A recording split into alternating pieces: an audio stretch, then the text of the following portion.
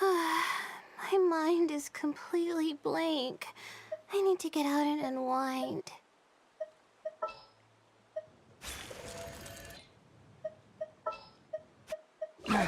Don't tell me they did it again.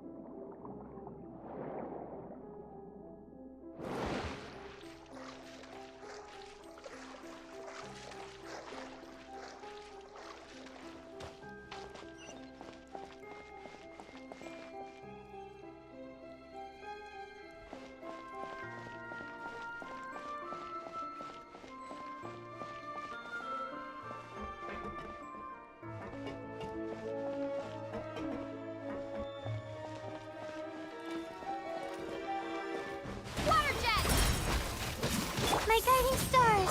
Stars, shine for me! From boom! Our bond is strong!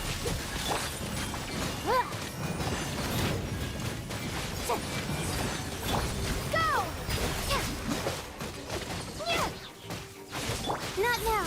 Oh, mine's a command! Dissipate! Incinerate! Wrap up the flame!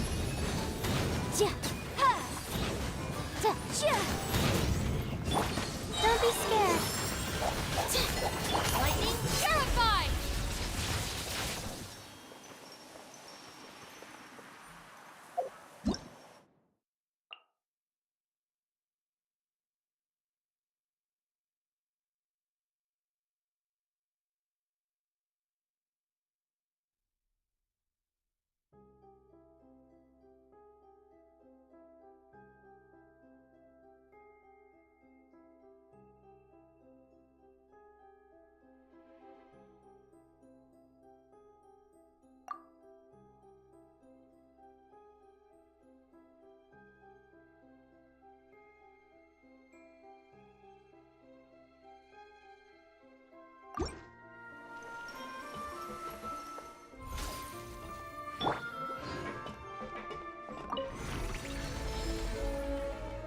Whoa!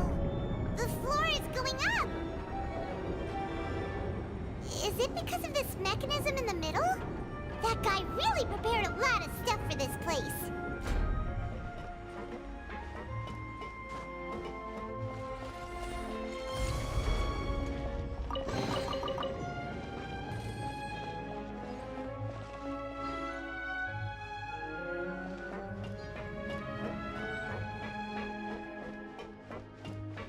Paimon thinks we need to go up, but Paimon doesn't see a way.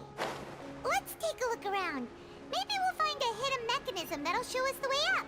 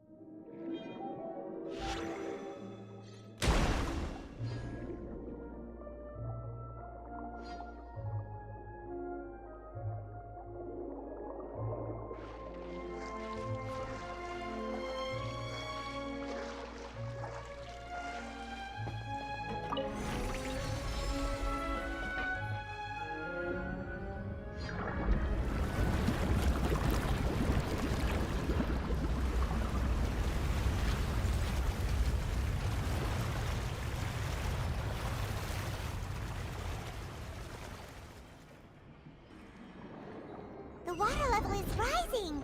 Now we can swim to the top. But this is still a ways away from where we need to go.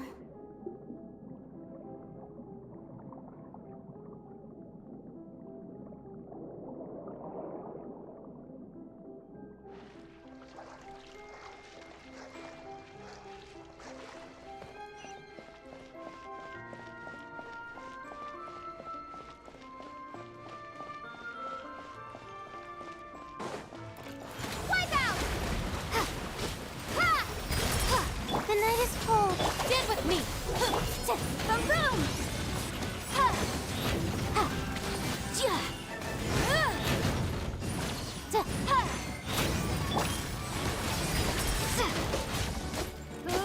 My guiding stars. Dissipate. Ja. Stars, shine for Motion to compel. Ja. Inadmissible evidence. Out of my way! Go! Not now. Our bond is strong.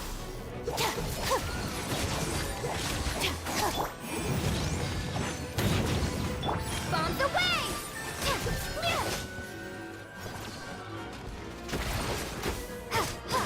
Water jet! Cole, lines of command. My guiding stars. Lightning terrified! Dissipate! Incinerate! Time for your arraignment!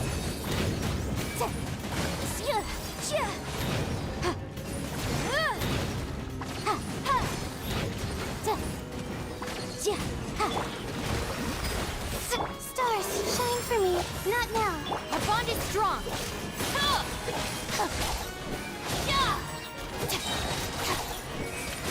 I'll settle this! Wipe out!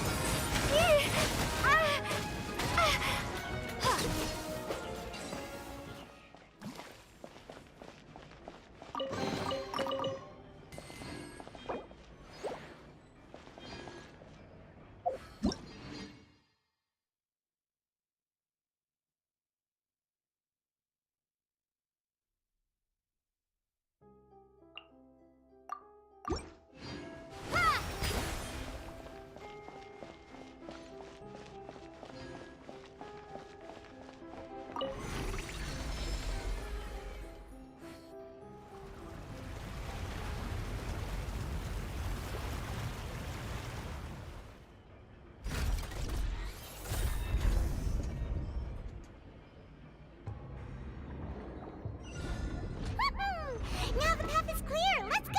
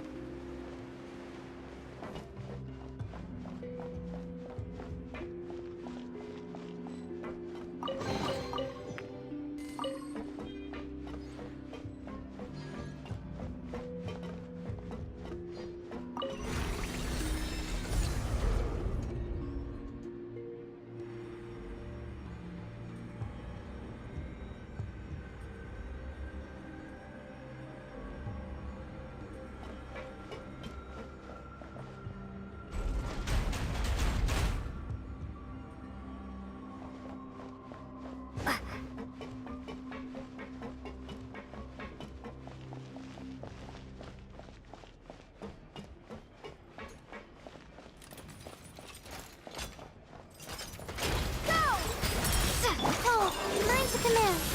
Stand with me! Inadmissible evidence!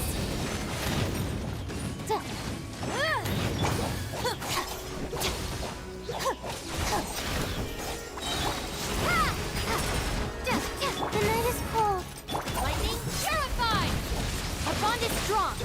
Looking for a fight? Boom boom!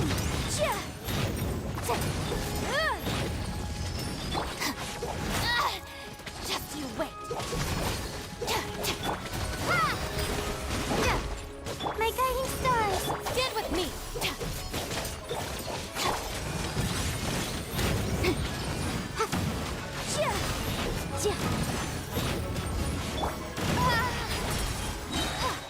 Bombs away! Don't be scared.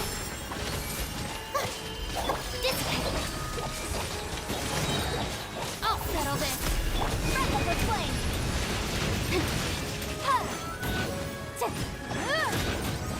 Incinerate! Go! Cold, mine to command. The night is cold. Our bond is strong.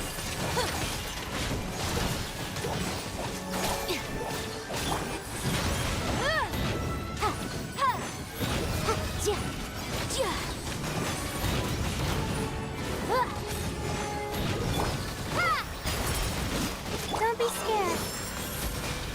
Out of my way! Dissipate! Invisible evidence! Motion to compel!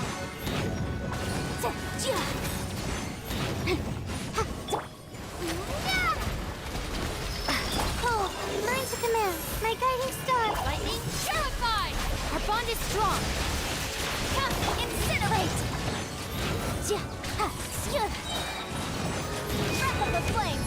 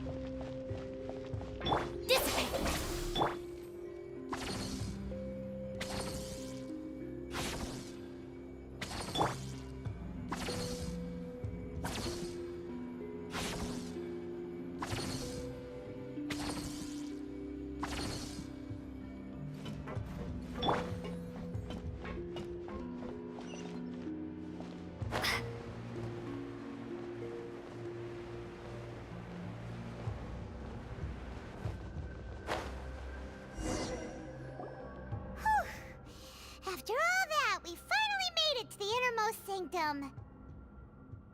Though, as expected, the mastermind isn't here.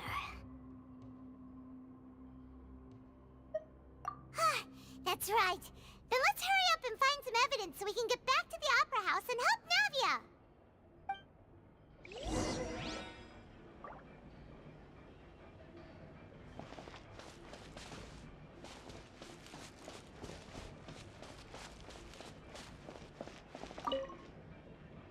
Let's see what's written here. Nothing escapes Detective Paimon's eyes. Callus. Navia's father.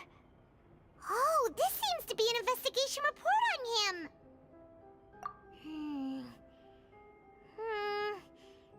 Yep, it's about finding someone to assassinate Jacques and Callus because of a lack of confidence that Jacques himself would go through with it. This should prove the existence of the third person, right? We still have not determined the exact content of the key information Callus has passed on to certain members of his organization. The old dog's a real menace to deal with. Even if he abides by the promise he's made to us, he will still have the upper hand. He can act whenever he wants to make our lives miserable. The only option left is to remove him from the picture entirely. I concur. Let's send someone to kill him. He won't declare war as long as we don't touch Navia. Oh, seems like we've got a bunch of correspondence between the higher-ups.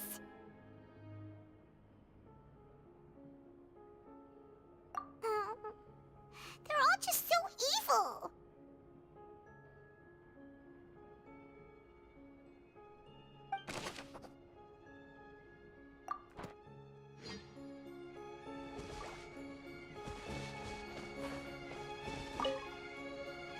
Oh, look! There's an important-looking basin over here, and it's full of water. That means this is where they make all the synth, and that special water is the main ingredient. If you dilute it with normal water, you'll get synth, but the pure stuff can dissolve a human. Paimon will take notes on this incriminating evidence.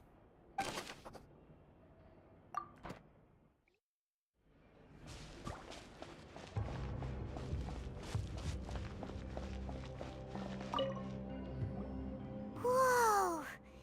There's so much synth here, and so many bottles of ingredients that probably just contain the waters of the primordial sea. Mixing in progress, ready to drink, stock sample? Huh. They've also got all the synth pretty clearly labeled. Whoa, there's even fruit-flavored synth? Yep, it's super obvious.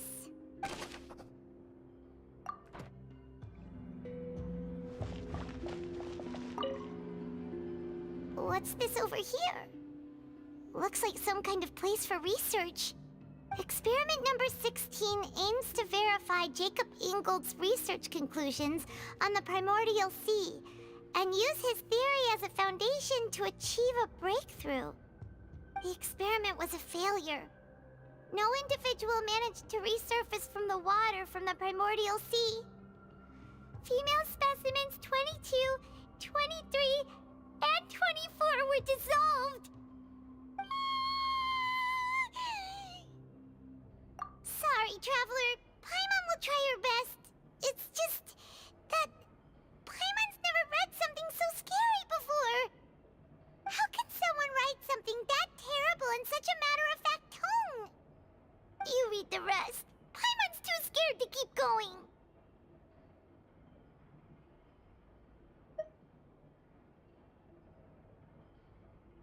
So that's why he did all of these experiments. Wait, did he really think he'd be able to find a way just by dissolving people over and over? That's just insane! Huh? Isn't that the name you heard by the fountain? Paimon thought he was an eyewitness in the serial disappearances case. You mean Vache is the one who did all of these... experiments? So that's it! Vache was no victim, but personally took his lover and... No, that's not it either! If that's the case, why would he want people to resurface from the water? In any case, Paimon will write it all down.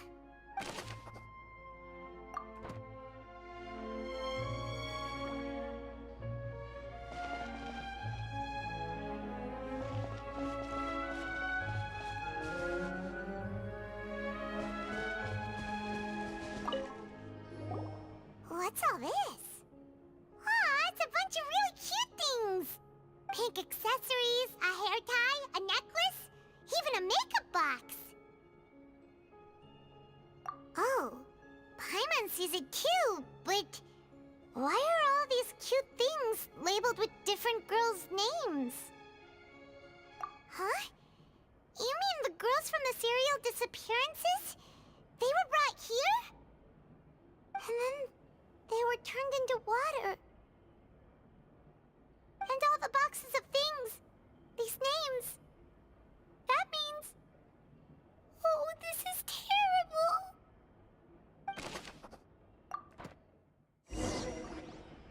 We've looked at almost everything here, and it seems like our theories were spot on. But... yeah, we haven't found anything that reveals his true identity.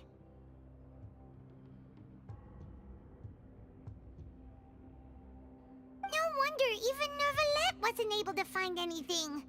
Whoever it is probably destroyed everything to do with that name a long time ago.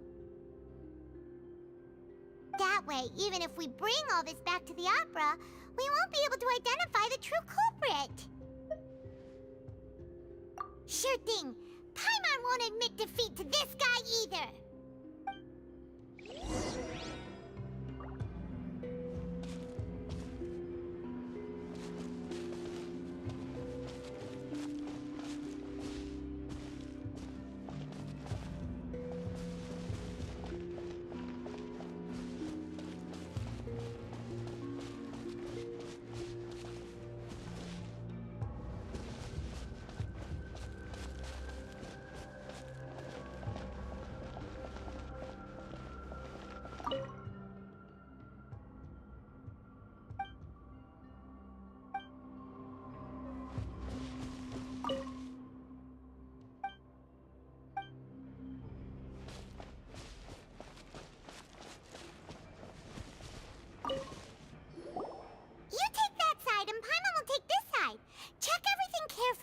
We'll find something for sure.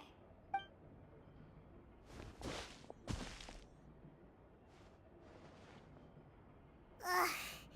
Nothing at all. And Paimon can't even find snacks either.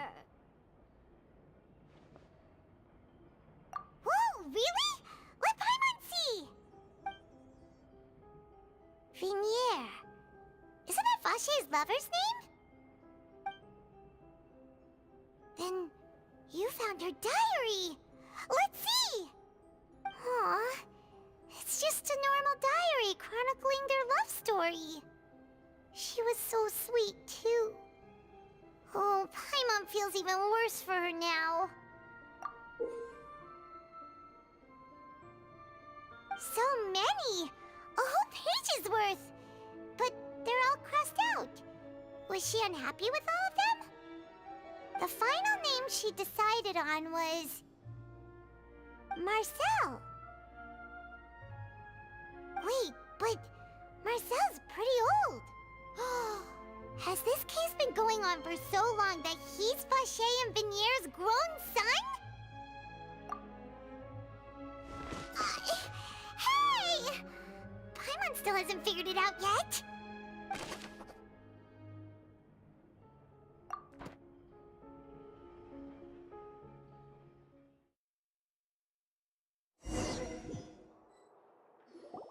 And whose image do you see, Marcel? Is it a man named Vache? Huh. Oh, so you do know that name. I'm merely surprised you'd suddenly say the name of someone I've never even heard of. I was waiting for you to say that.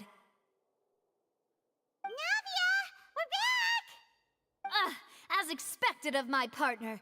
I just knew you'd return in the nick of time. Just how often do you intend to flout the rules of this court? It's all right, Monsieur Nervalette.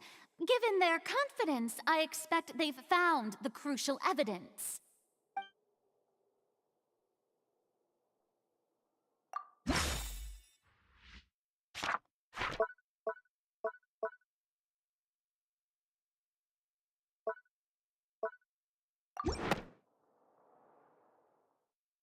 But the truth of it, Marcel, is that you've always been Vache.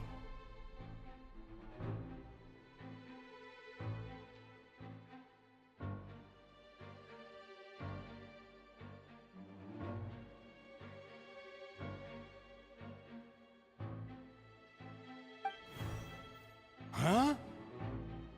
We've investigated your lair and we already know everything!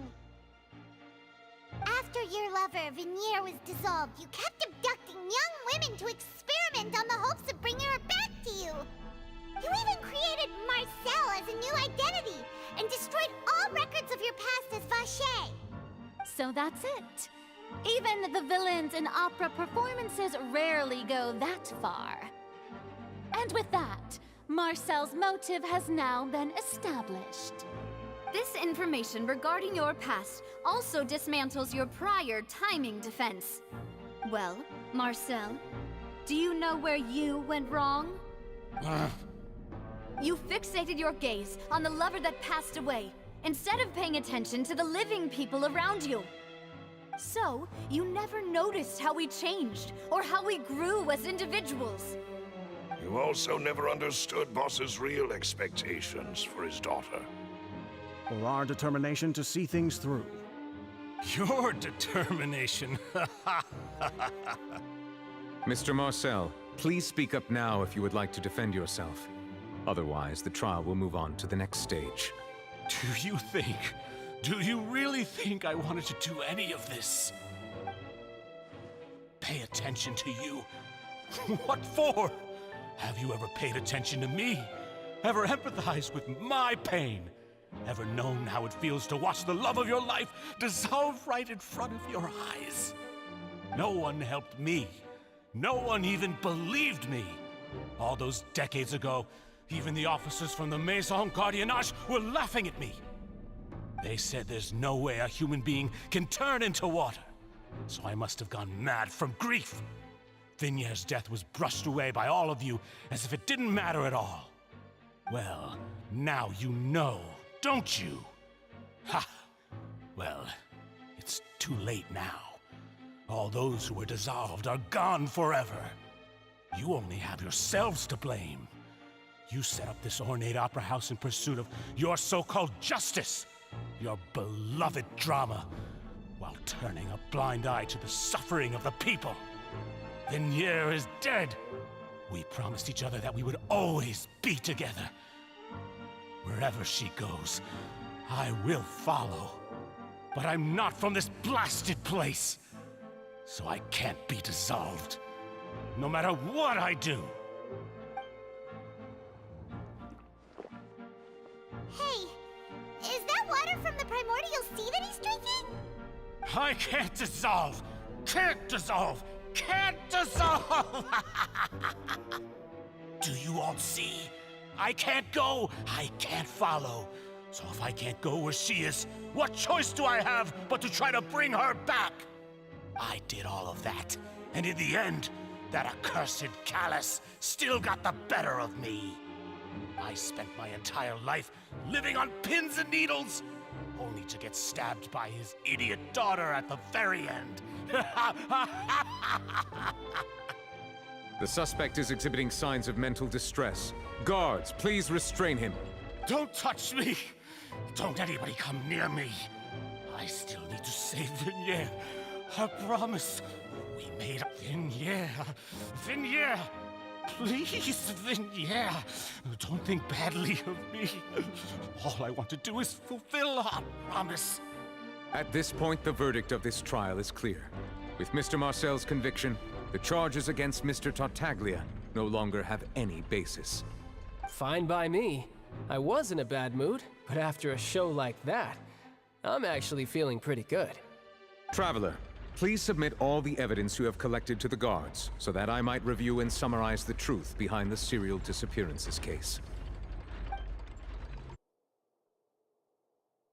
The man now known as Marcel was originally named Vacher and worked as an adventurer with his partner and lover Vignier. During an underwater expedition, Vignier accidentally came into contact with water from the primordial sea and was dissolved in front of Vacher as a result. Vacher learned of the primordial water's existence through the work of others and began to kidnap young women for research, with the goal of discovering a method to restore Vignier back to life. To cover his tracks, he invented the new alias of Marcel and began to operate a business in Poisson. During the course of his research, Vacher discovered that a diluted concoction of water from the primordial sea can induce feelings of euphoria, and began to manufacture and market synth. However, as he accumulated wealth to fund his continued research and expanded the scope, he came into conflict with Spina di Rosula. After exchanging blows with Spina di Rosula for many years, Vacher decided to assassinate their president Callus at a banquet. Although the assassination did not go as Vacher expected, he was able to turn Callus into the murder suspect by dissolving the assassin he sent to the scene. And just recently, Vache attempted to frame Linny as the culprit of the serial disappearances case, using a similar method. However, his attempt to frame Linny failed, and the power of water from the primordial sea became public knowledge.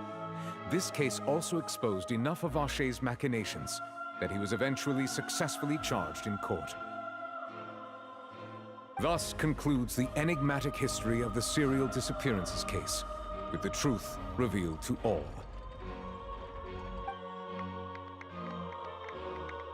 The Oratrice will now deliver the final verdict regarding the charges against Mr. Vache.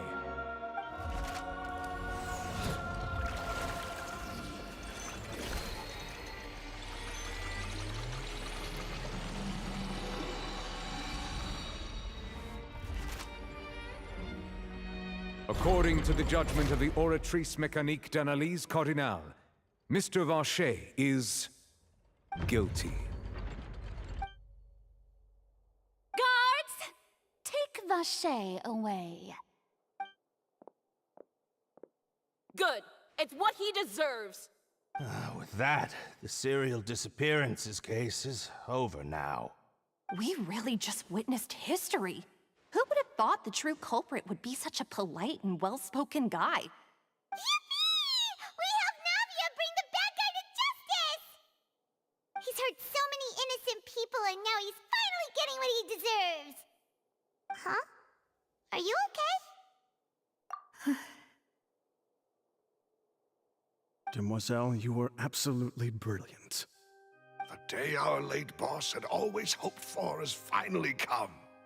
You can rest easy now, knowing justice has been served. Yeah. It's finally over. It's all thanks to you guys. And my partner. See, Papa? Spina di Rosula's still doing well with me at the helm. Well now, hasn't this been a most delicious piece of drama?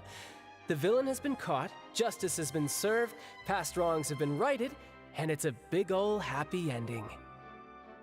Since it's been such a great show, I'll just let the false accusations against me slide. Either way, I've still got some business to attend to, so if you'll excuse me... Please wait just one moment, Mr. Tartaglia. Ugh, what now?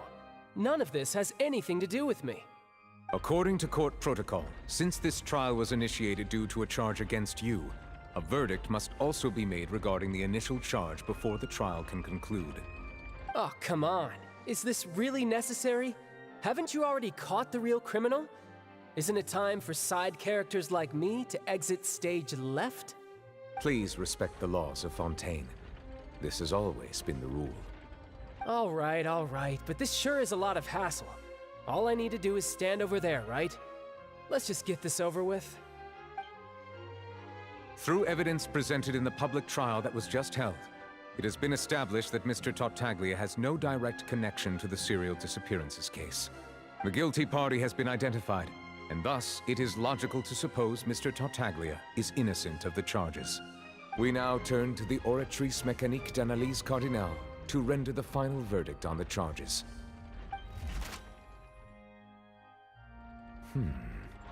According to the judgment of the Oratrice Mécanique d'Analyse Cardinale, Mr. Tartaglia is guilty.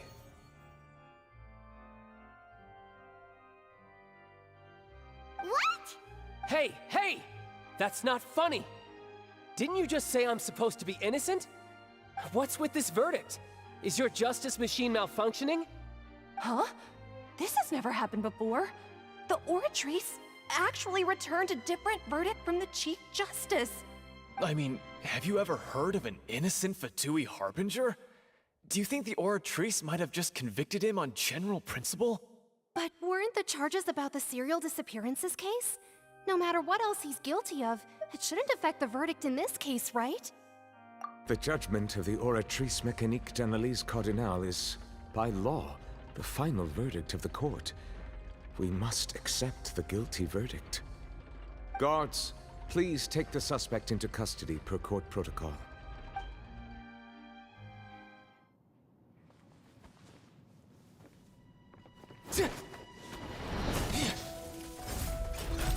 So this is how justice is done in Fontaine. What a joke. You've got your rules. Well, I've got mine too!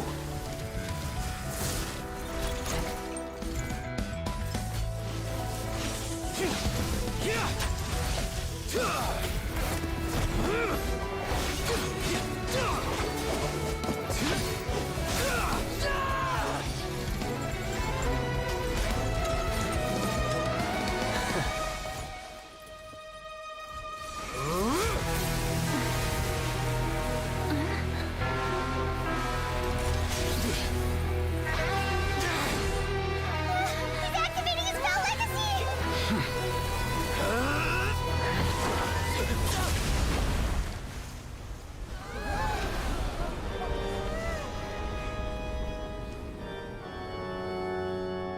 I am sorry. If you have been wronged, we will find the truth. But the rules of the court must be upheld.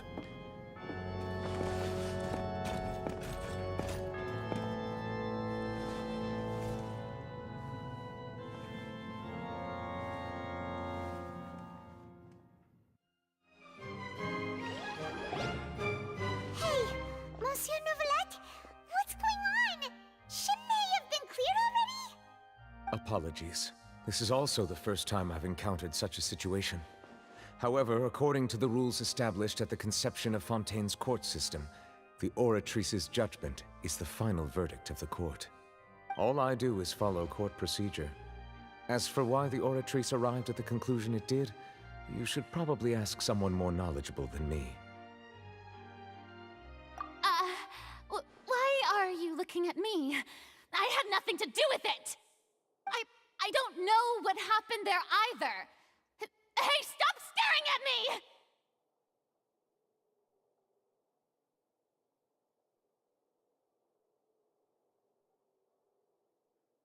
What does Lady Farina mean by that?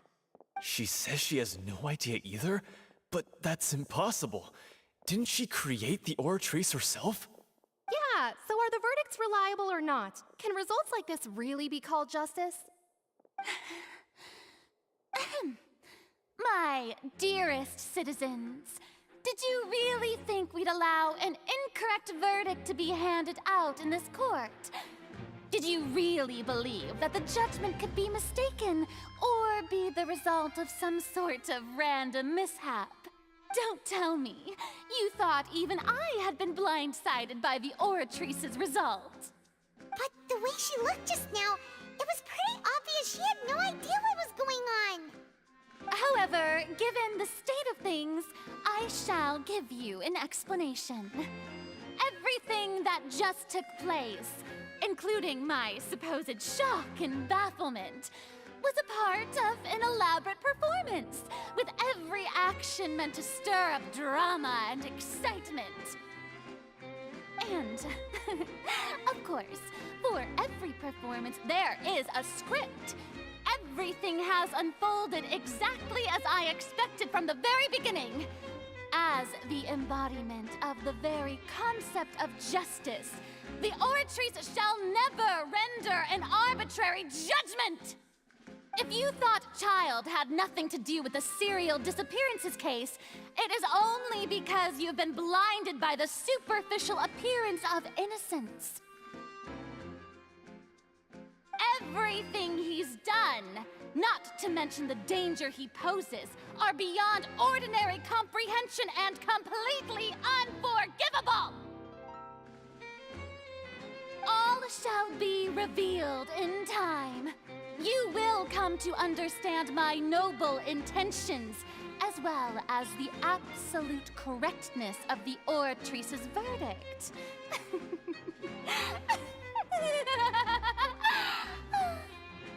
Now, having said that, although I hate to leave things hanging in suspense, it is now time for this performance to end. As the lead actress, I shall be the first to take my leave. Toodaloo! So she chose to make her escape after all, did she? So you're saying we shouldn't put much stock into what she just said? She probably just put on that performance to save face. As for the truth, it's unlikely that she actually has any idea. However, please be assured that I will continue to investigate this case in a personal capacity. Just as I promised, if the judgment has been incorrect, we will do our utmost to clear his name. All right. Even though we feel pretty badly for him, we'll take your word for it for now. After all, he's done plenty of bad stuff, so he should have known he'd go to prison someday, right?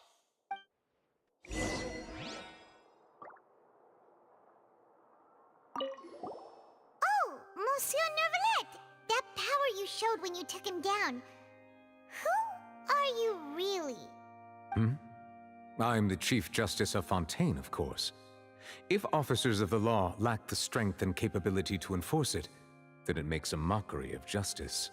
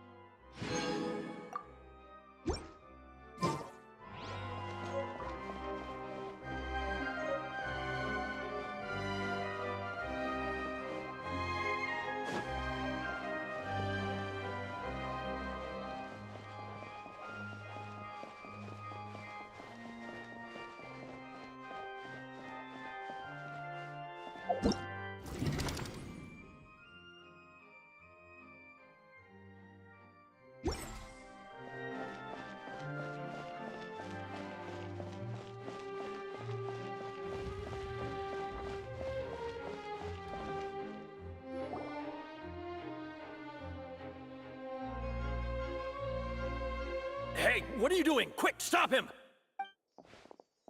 Traveler! Hey, Traveler! Marcel! What are you doing over here? Stop resisting arrest! Cease, or we'll add another charge to the list! No, wait! I just want to ask the Traveler something. I'm not looking to run away. Please, just let me ask this one small thing. Go on. Thank you. I was being led away when I finally realized something. Where did you first hear the name Vacher? I erased all records of that name. So, unless... Are you still trying to prove your innocence? Give it up. You've already been convicted.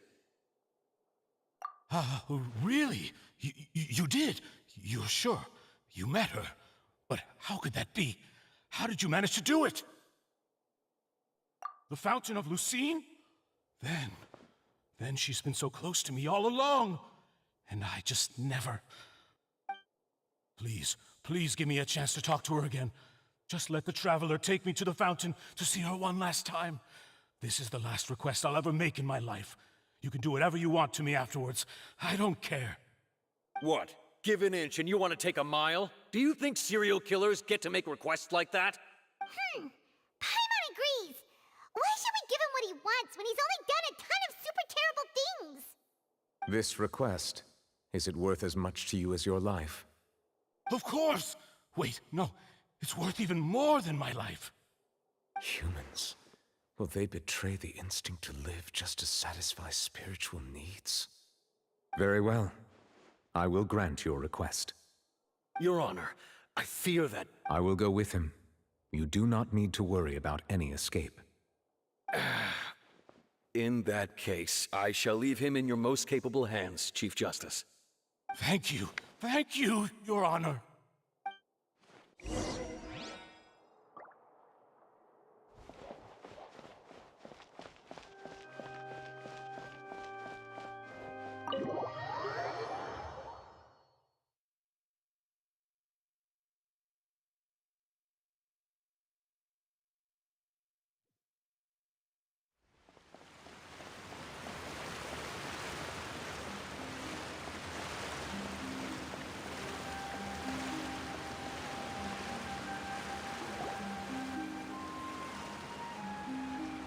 Is this the place?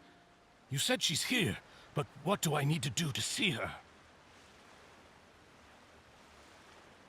Yeah, and even Paimon could hear her after drinking that thing. Didn't you just drink a lot of it on the stage as well? Oh, in that case... Vache!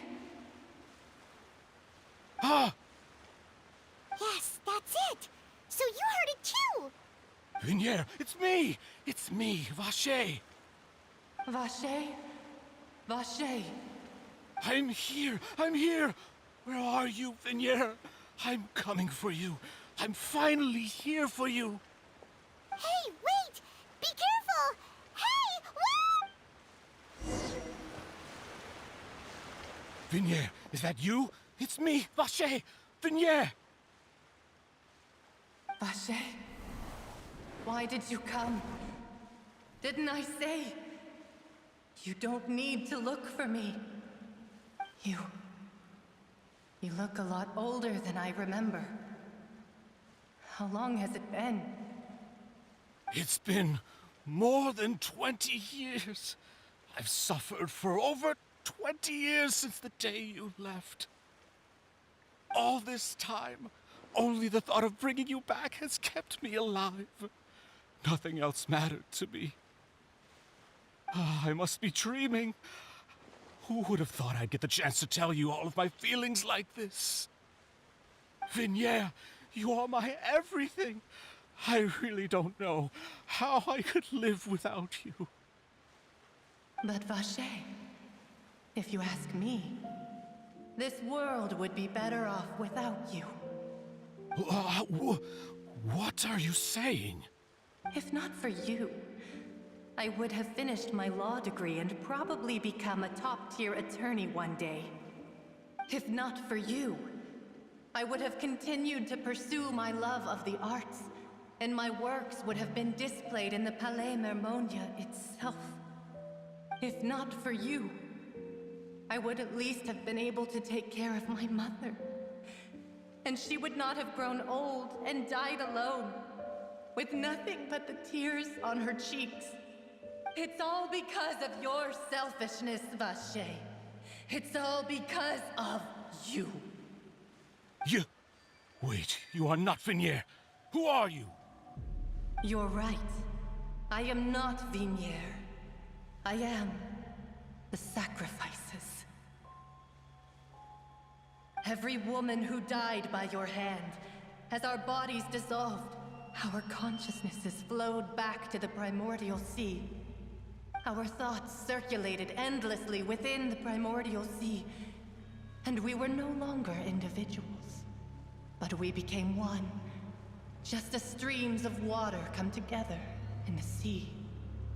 I'm Cressy. I'm Lemony. I'm Azine. The only one I am not is Vinier. Why? But then, where is Vinier? She doesn't want to see you anymore. Every tendril of her consciousness is avoiding you. This is what you get for your selfishness. Your selfishness robbed us of our lives and our futures. You said time and time again that you'd do any and everything for her. But did you ever consider whether she'd want to see you do the things that you did? If she would despise you for what you became?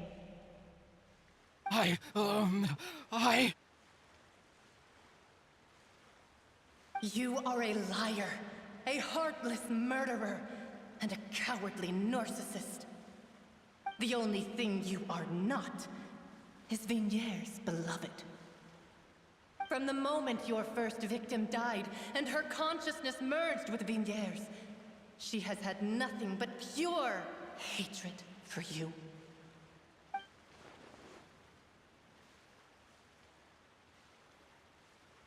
No! Vinier! She can't hate me. Let me see her, please. Have mercy. You still don't understand. When I said don't look for me, that came from the real Vinier. She really doesn't want to see you anymore.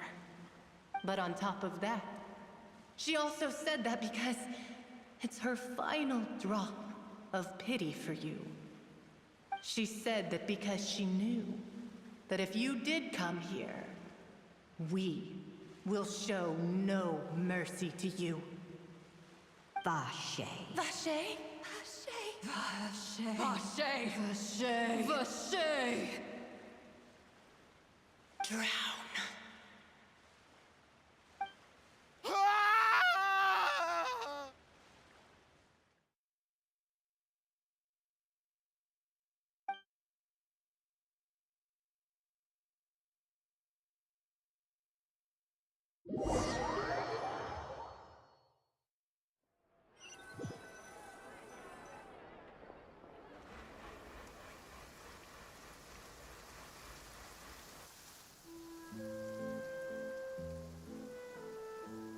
Finally, we have some time to do shopping. Gosh, it's really been a long time since we've been able to relax. Huh. Well met, partner. I knew something great was going to happen when I woke up in such a good mood today. Even this weather can't put a damper on the demoiselle's mood. It's a pleasure to see you both again. Oh, hey, Navia! It's been a few days. Paimon's already started to miss you. Oh, now that I believe. I'm easy to work with and always bring home the bacon. Who wouldn't treasure having a partner like me? Sounds like you're really enjoying life these days, Navia. What have you been busy with since the trial? It's just been one thing after the other. I've been making non-stop trips between Poisson and the court since then. Everyone from Spina di Rosula organized a memorial for my father. We never held a memorial when he first died, since everyone knew that even if we held one back then, no one was going to come. This time, though, everyone in Poisson, and even many people from the court, all attended. So his name's definitely been cleared now. That's what we like to hear. It's been the dearest wish of Demoiselle all along. That blasted stubborn fool. I was right to put my faith in him. I'm so glad I didn't give up on the case all those years ago. Oh, by the way, I ran into Charlotte just after I left the memorial service. Well, maybe it'd be more accurate to say I knew she would be there, and there was no way she'd just let me go. Huh? So you know Charlotte too? The Charlotte? Journalist from the Steambird? Yeah, way back when I first became the president of the Spina di Rosula, she was all over me. Wouldn't take no for an answer. I believe the story was called The True Heart of Darkness, Secret Tales of the Yellow Rose. To be fair, though, it was a really flattering feature. So, we've been on pretty good terms ever since. She was trying to lean on our friendship to get me to do an exclusive piece on the serial disappearances case. Oh yeah, she told us about that. She's always been super interested in that case, so now her wish has finally come true too.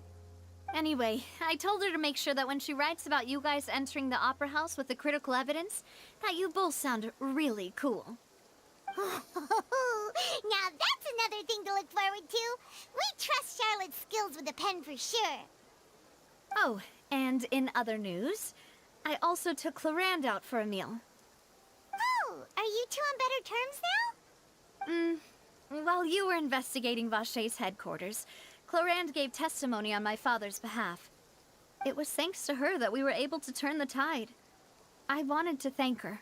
I mean, there's also no point in being awkward all the time, so we took the chance to reconcile with each other.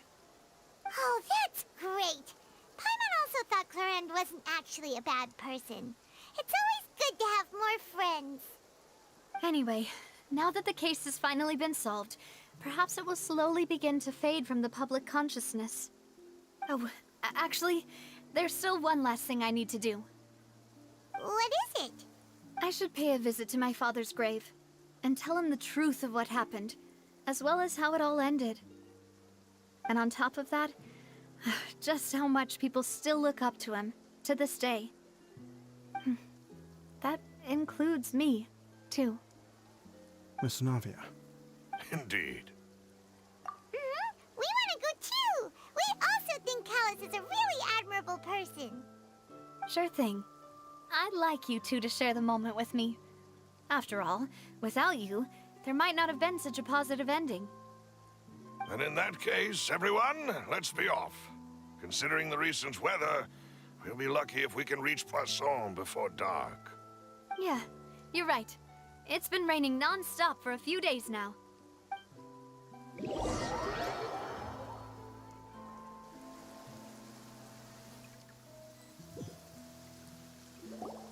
Huh. This is where my father's grave is. To be perfectly honest, even I haven't been back here for a long time. Huh? There's someone there already. Wait. That figure. It can't be... Hmm? Isn't that Nervalette? Why would the Chief Justice be here? Huh? Navia?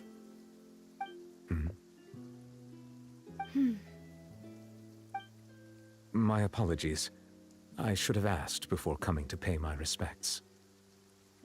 Don't say that. Sorry about that. Oh, I was trying to say there's no need for you to apologize. I wanted to show my father how much I've grown, but still, I doubt I've grown to the point that even the Chief Justice would feel compelled to apologize to me over and over. In that case, I will stop apologizing for now. You really could use some pointers on understanding human emotions, Monsieur Nervalette.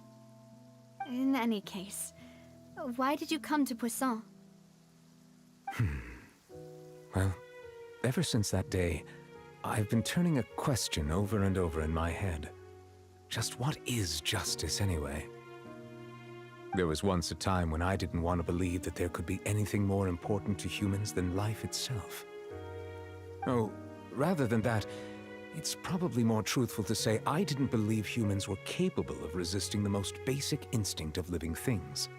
That they could rebel against their own nature, or consider certain things to be more important than their own lives. Which is also why I didn't stop your father from beginning that fateful duel. I believed that a truly innocent man would never throw away his life like that. That there was nothing, should have been nothing more important than one's own continued survival. But Mr. Callus proved me utterly and decisively wrong. If not for his sacrifice, the serial disappearances case would have remained unsolved to this day. Mr. Callus made the choice he did for his daughter, for his associates, and for many people completely unrelated to him. And in the end, from a certain perspective, one could say that he did it all for the sake of justice. A justice that's higher than life itself. So, you asked me why I came here. I just wanted to say my apologies to Mr. Callus in person. I should have noticed all of this much sooner. This regret has filled me with a sadness that has haunted me for days. That high and mighty chair in the Opera Epiclese indeed insulates one from many important things. Spina di Rosula, thank you so much for your hard work and perseverance. I'm sorry for being mad at you before. So, you're actually one of those types that's cold on the outside, but pretty thoughtful on the inside, huh? That reminds me of Silver, one of my guys. Sorry about that. Self-expression is not one of my strong suits. Didn't I just say you don't need to apologize? Ah, so Navia and Nervalette seem to have made their peace as well. Let's not disturb them for now. We can wait till after they're done.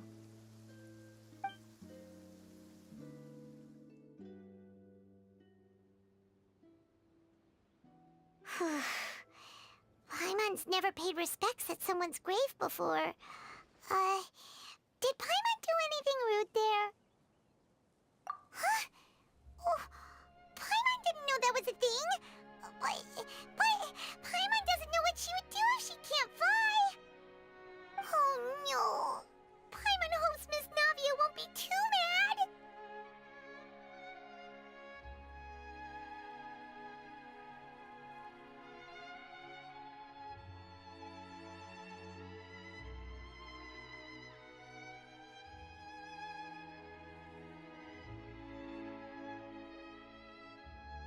Anyway, Nervalette is still standing around there. It's not often that we can catch him alone like this, so why don't we go talk to him for a bit? If we can't talk to Lady Farina, we can at least talk to him, right?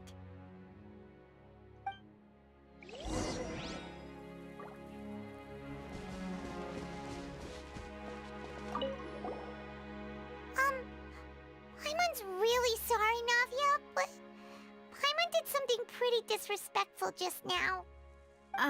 What are you saying, Paimon? I don't think I get it. Well, aren't you not supposed to fly around someone's grave? Huh? Who told you that? Hey, Traveler! Why did you mess with Paimon again?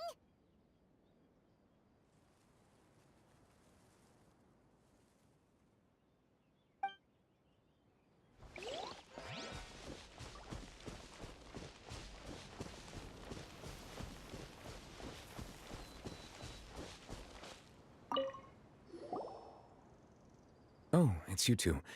Did Miss Navia invite you to come pay your respects to her father? Mm-hmm. We ran into Navia on the streets today, so we just followed her here. I see. Then is there something that I can help you with? Well, it's pretty hard to run into you like this since you're usually super busy. So we figured we could try to ask you a few questions, if that's okay. Please feel free. Though outsiders, you helped us solve one of the greatest mysteries in Fontaine, and it would be my pleasure to return the favor.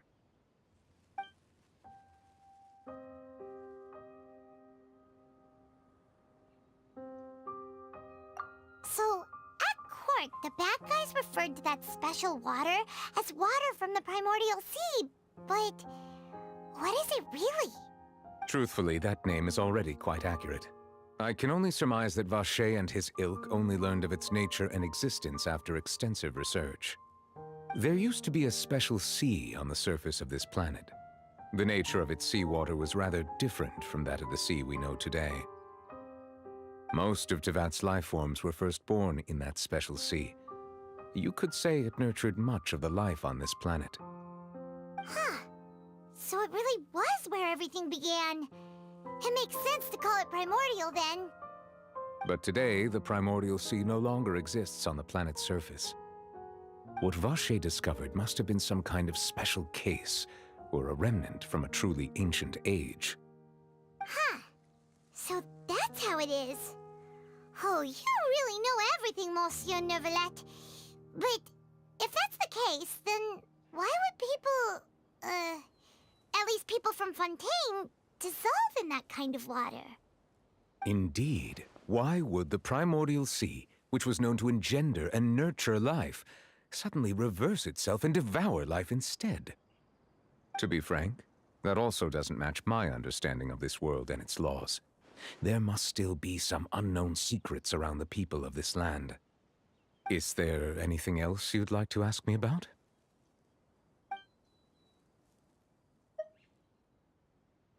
That the sea levels will rise and everyone will be dissolved in water, leaving Farina crying alone on her throne, but the sins of the people will be finally washed away for good. Does that appropriately summarize the version you've heard? That's right! It was Linny that told us back then. And that about covers all the main points. Yes, up to the present, I think we reached a point where we have no choice but to confront this prophecy directly. Rumors have it that this prophecy is rooted in the last words the former Hydro Archon left to the world before she passed away. A prophecy? Of the former Hydro Archon?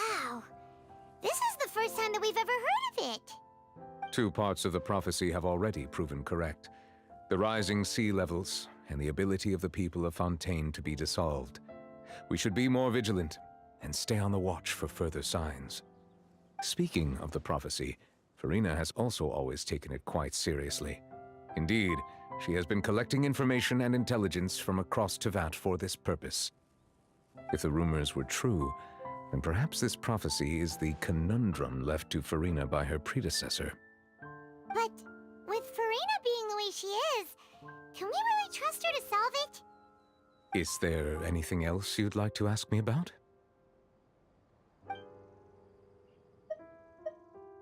My apologies. My investigation has still not reached its conclusion. However, I still believe the judgment of the Oratrice was not rendered arbitrarily. But you also said you thought he was innocent. For many years, I have been quite aware that the Oratrice does not simply mechanically repeat the verdict that I give on each case. As a divinely created mechanism, the people's unified faith in the concept of justice is integrated into it. Not only can it produce the incredible power of indemnitium, but it likely also possesses other traits, such as self-awareness.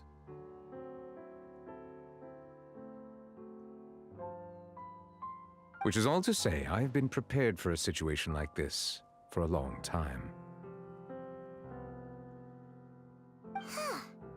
So when Lenny told us that he heard a human voice from the room where the Oratrice's core is stored... I was not aware such a thing had occurred. Perhaps that could serve to prove my conjecture. I will add that to the list of items to investigate. In any case, I am inclined to believe that the Oratrice does have a methodology all its own. We just do not have enough information. Based on Farina's reaction, I doubt even she had any idea what was going on. She managed to bluff her way through it, though, with her time-tested twin tricks of bravado and drama. While we do intend to get to the bottom of this, for now, we regret to say that the Fatui Harbinger will just have to bide his time in the fortress of Meripede. If we did incorrectly convict him of crimes he did not commit, we will most certainly compensate him to the fullest extent allowed by the law. If you ask Paimon, the only compensation he'll want is a no-holds-barred fight with you. Is there anything else you'd like to ask me about? Your sibling, another blonde-haired traveler. I'm sorry, but I've never seen anyone who matches that description. If he ever stepped foot in Fontaine, I'm sure he followed our laws to the letter, and had no reason to appear on the stage of the opera Epiclese. Is there anything else you'd like to ask me about? Very well. It was my honor to provide you with what answers I could. I very much enjoyed conversing with you. It will soon be time for me to leave this blissful tranquility behind and return to Palais Memoria. You really are super busy, Monsieur Neuvillette. Paimon thought you only came here to pay your respects today because you had the day off. Crime and villainy do not have the day off, and so justice must work around the clock as well. This is merely the nature of a justice's work. All right, you've got a point. Huh? Paimon just noticed that the rain has stopped.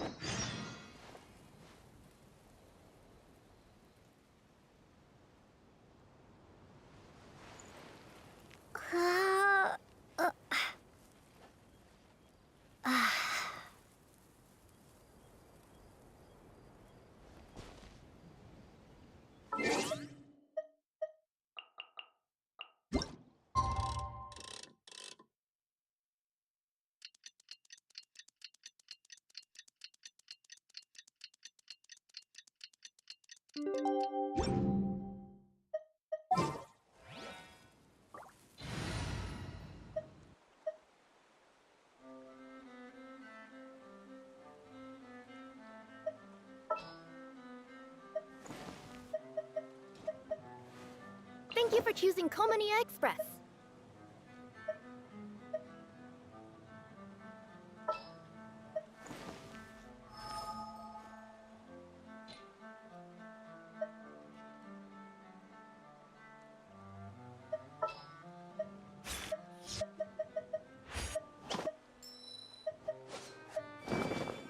You lead the way.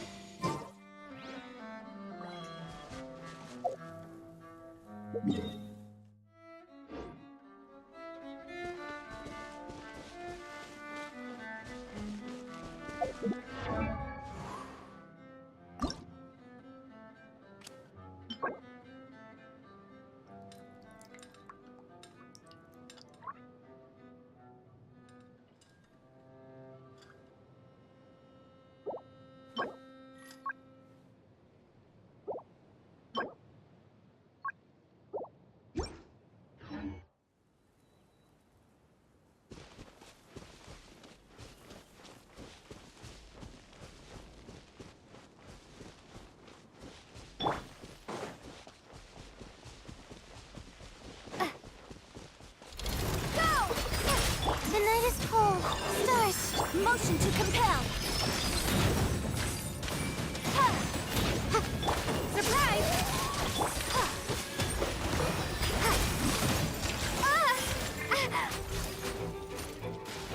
My guiding stars. Incinerate! Cold. Line to Go! Nirvana! Motion to compel. Inadmissible evidence! Bombs away! Go! Not now. Don't be scared.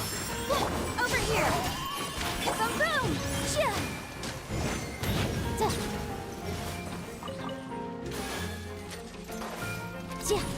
Don't be scared. Over here! Kaboom!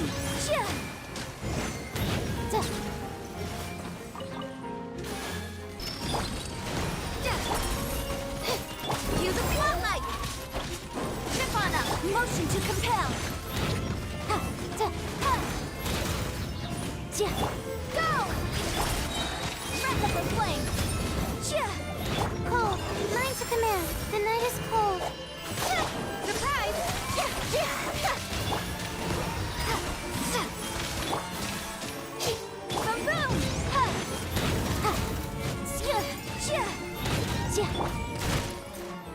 Boom!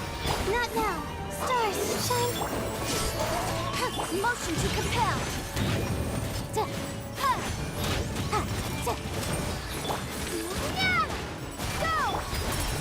My guiding stars. Don't be scared. Let the magic begin! Step on time for your arraignment!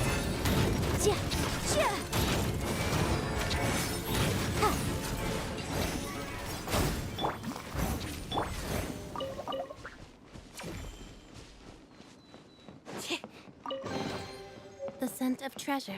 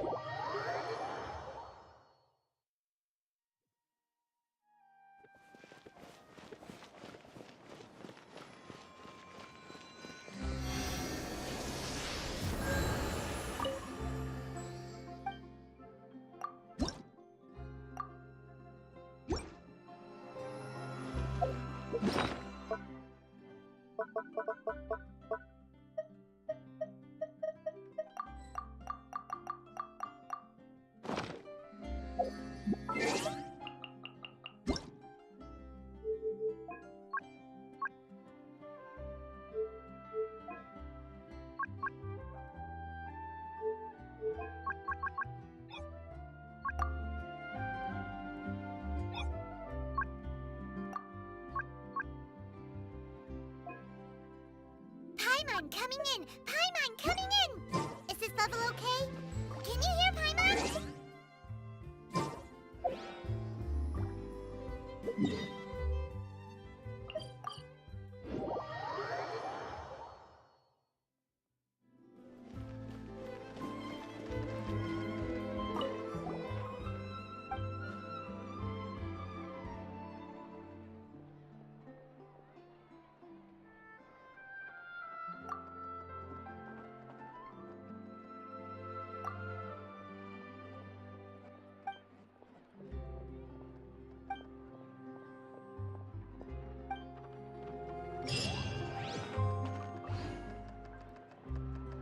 Ad Astra Abyssos.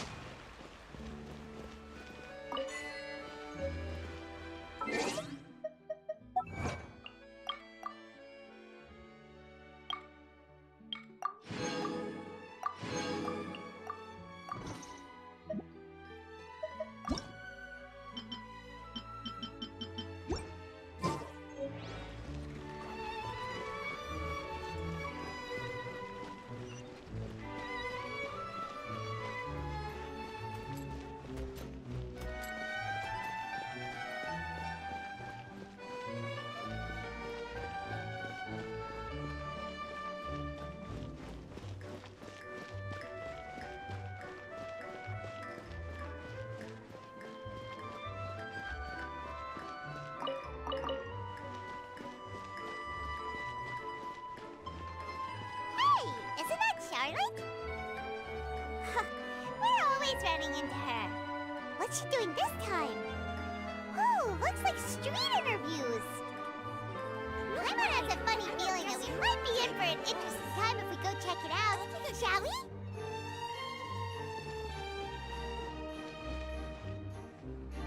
I see. So you believe that this warning letter was sent by the Phantom Weasel?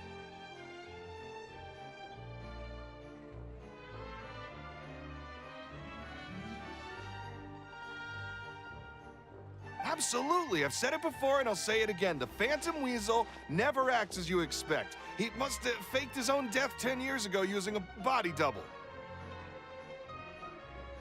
Now that he's back, I'm sure the guards who worked on his case back in the day are in for a headache, but however this turns out in the end, the one thing it won't be is boring.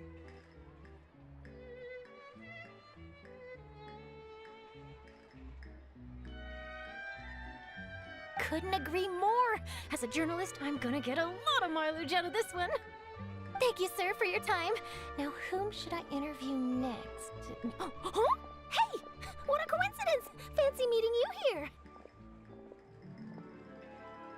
Perfect timing. So, the Phantom Weasel's latest warning letter. What are your thoughts?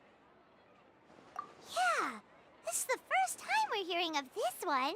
Could you clue us in? Huh? Oh, sorry.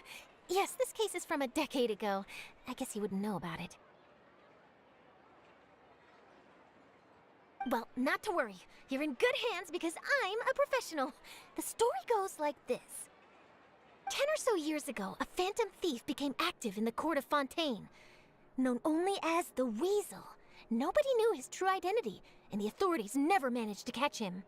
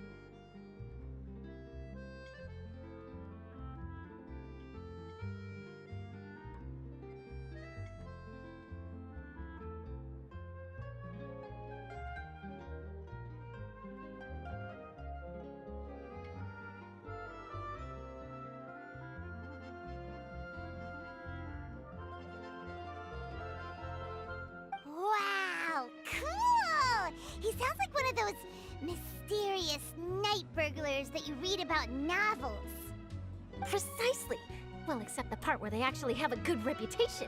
Our Weasel targeted whatever people held dear, and no one was safe from his predations. He would just as soon steal a necklace from a rich merchant's safe as he would a toy doll given to a commoner child for their birthday.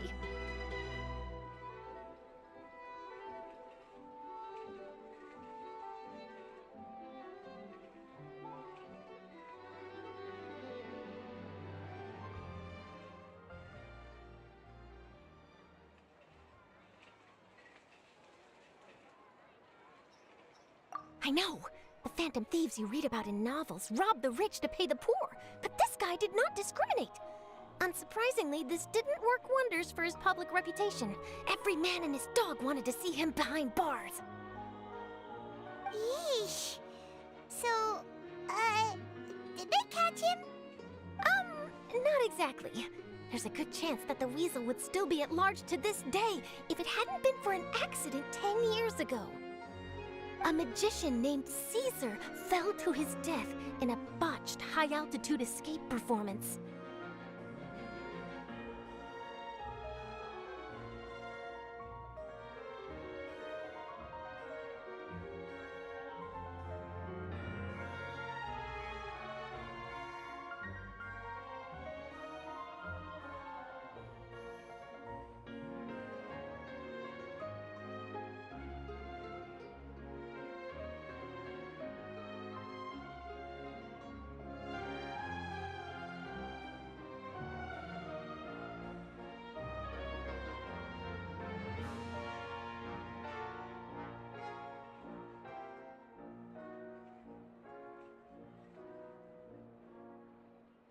When the police went through his personal effects, they found a hoard of stolen loot and gadgets used for criminal activities. And that was how the Phantom Weasel's identity was revealed to all. Sure enough, thefts in Fontaine went down after Caesar's death. But today, 10 years on, the notorious thief has once again issued one of his warning letters. and pasted it on the gate of the Opera Epiclese for all to see. I had to squeeze through the crowd this morning to get a photo as soon as I heard. Here, it's this one.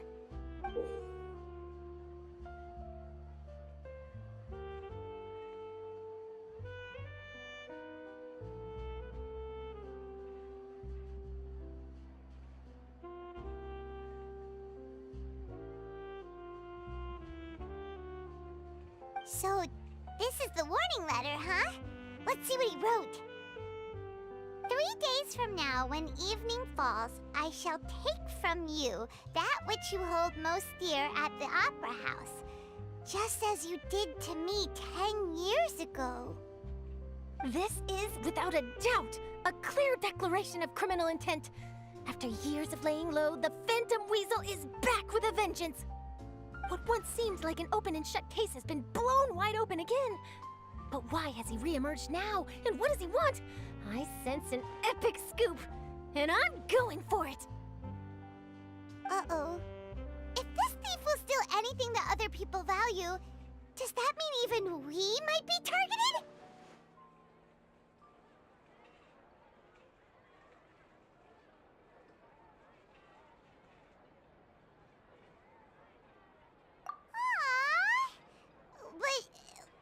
Doesn't want to get kidnapped? Well, he'd have to go through you first. You would stop him, right? Okay, the people have spoken. It's clear that the public are very concerned about the Phantom Weasel's reappearance. Let's see, I've got a photo of the letter, my interview notes. Yep, that should be enough to form the skeleton of my article. It does feel like something is missing, though. Something exclusive. Who should I interview next? I need someone with a more concrete connection to the Weasel. Is that who I think it is? Lenny! Magic, magician, Caesar! The Phantom Weasel! That's it! Let's go interview Lenny! You see, the original Phantom Thief Caesar was a magician too! And what do Phantom Thieves and magicians have in common? They both have an air of mystery about them. Perhaps there's a connection there. Are you serious? What sort of a deduction is that? Oh, relax. My journalistic instinct tells me that an exclusive news story is beckoning. Let's go. No time for delay.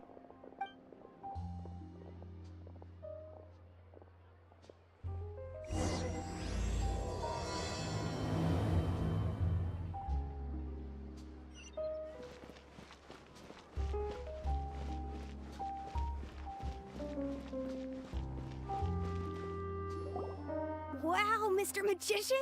How did you know which card I picked? Oh, it's simple. Come closer and I'll let you in on my secret. Magicians have a special skill called telepathy, which means we can read other people's minds. Really? Then, what am I thinking now? Well, first you need to relax, because I can see that you're clenching your fist in your mind, as if to say, no, I mustn't let him guess it. Aww. And now you're getting a little flustered. You're trying to find a way to empty your mind, to think of nothing at all. But the more you try to hide a secret, the easier it'll come out. You snuck out from home today, didn't you? You told your family a little lie so you could come out and play. Now, that's not a good habit. You can tell? Oh boy, you really can read my mind.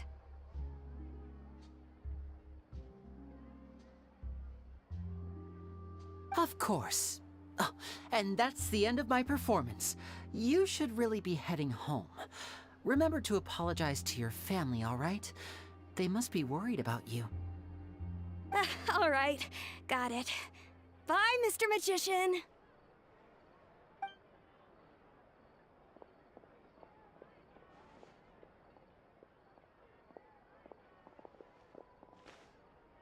Hey, Lenny? Why, hello. We meet again. Are you looking for me? What's the situation? Well, why don't you guess, Mr. Telepathic? Oh, please. You didn't believe that spiel, did you? The power of telepathy is quite beyond me. I'm sure that child would beg to differ. Seemed like you were right on the money. That was nothing more than a little trickery. I made an educated guess based on his micro-expressions.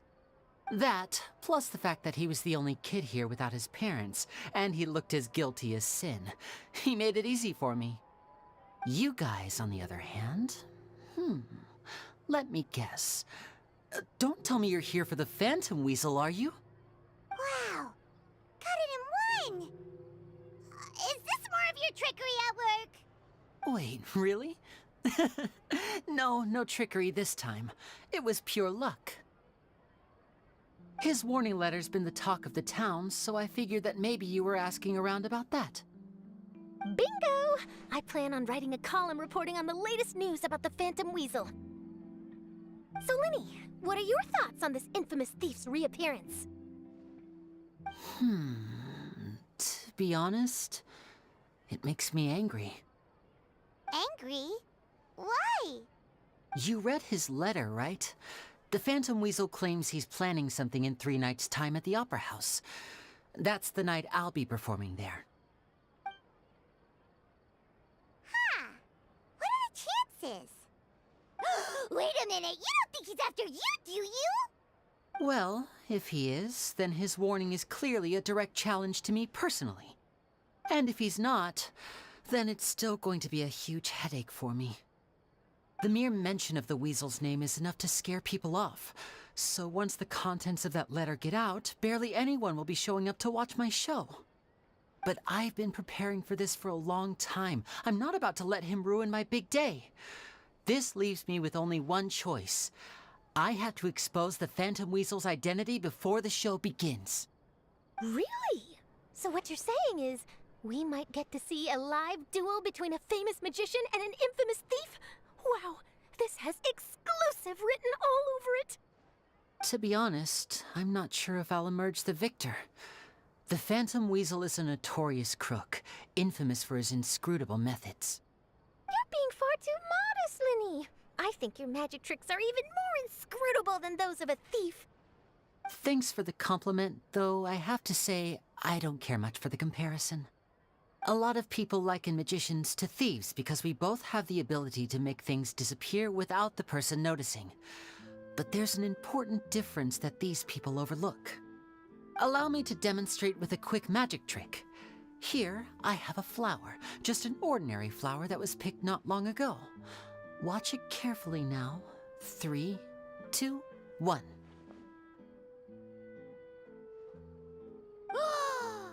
It's gone! That's the question. Where did it go? Therein lies the difference between us. Thieves make precious things disappear, but only magicians make them reappear. If I could now invite you all to check your clothes, there might be a surprise in there somewhere. A surprise? Let me see!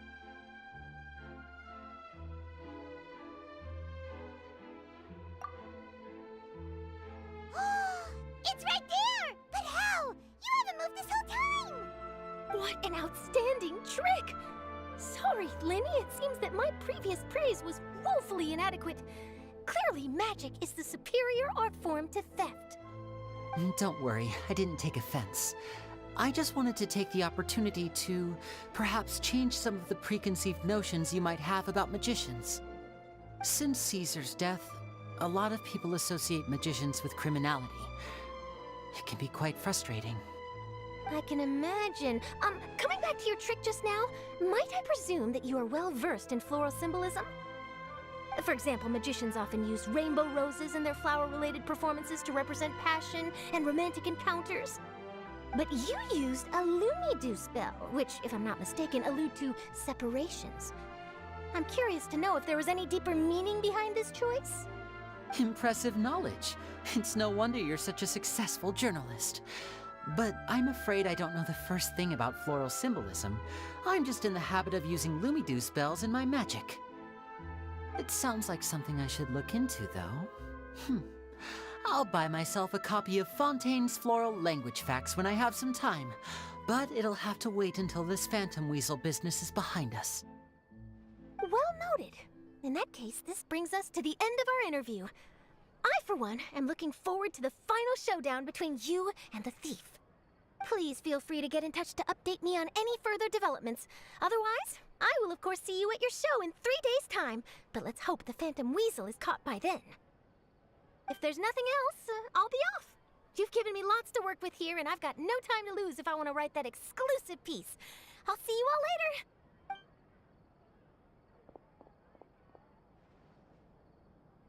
So, Lenny, are you gonna tell us how you did that flower trick now? I'm afraid that's my little secret. Aww. Well, magicians are entitled to their secrets. But Paimon's really itching to know how it's done. You feel it too, right? So itchy. Not so itchy then, huh?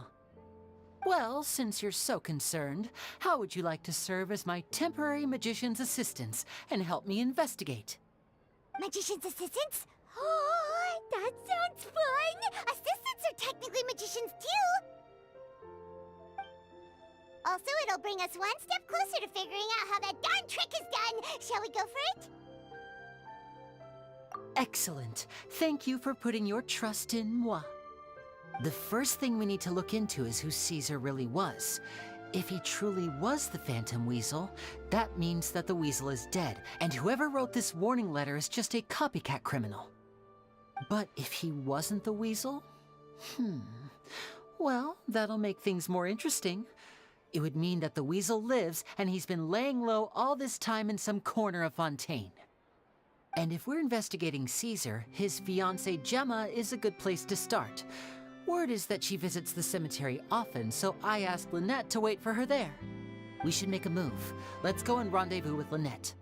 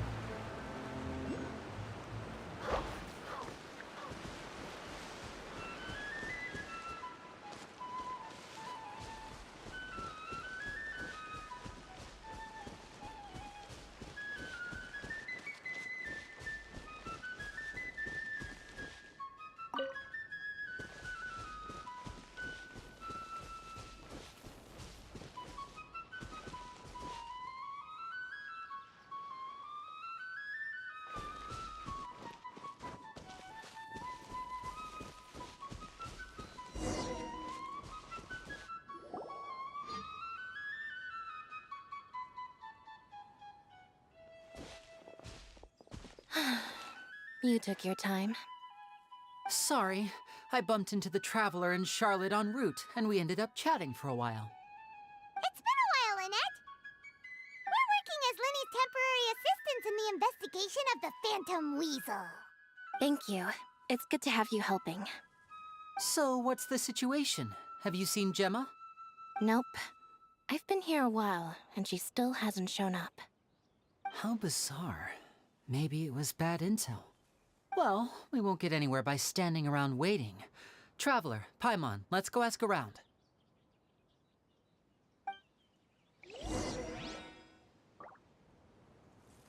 I'll wait for you here and see if Gemma shows up.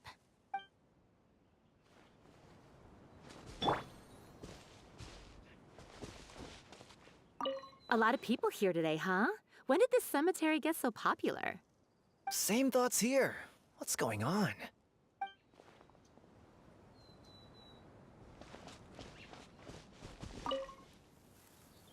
Excuse me, good sir. Do you by any chance know a Gemma? Gemma?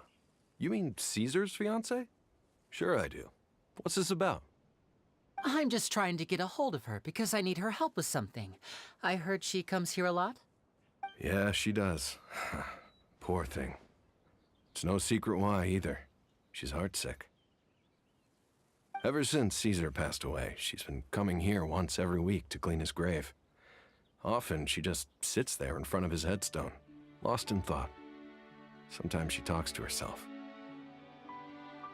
I asked her what she was doing once. She said she wanted to speak to him again.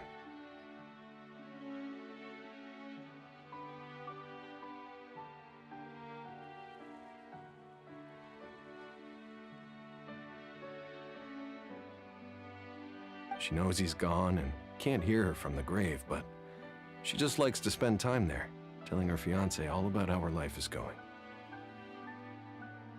And she's been doing this ever since Caesar passed away? Oh. I'll bet. Caesar's reputation fell apart after his identity was revealed, so no one else visits his grave. Gemma's the only one who still thinks about him after all these years.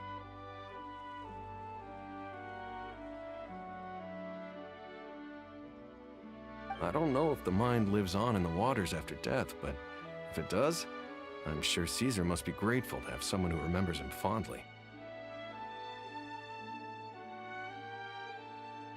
If I'm honest, I think this is all so unfair to poor Gemma. Her fiancé was a low-life crook. He doesn't deserve someone like her. Anyway, all of that said, she's running later than usual today. Normally, she'd be sitting in front of his grave by now. I wonder if she's okay. Well, that's everything I know, I'm afraid. You might have more luck asking some other people.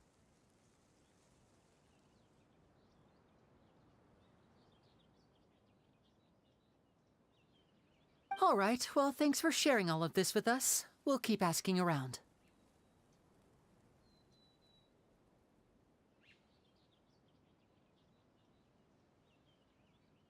You're welcome. I just hope she'll be able to move on one day.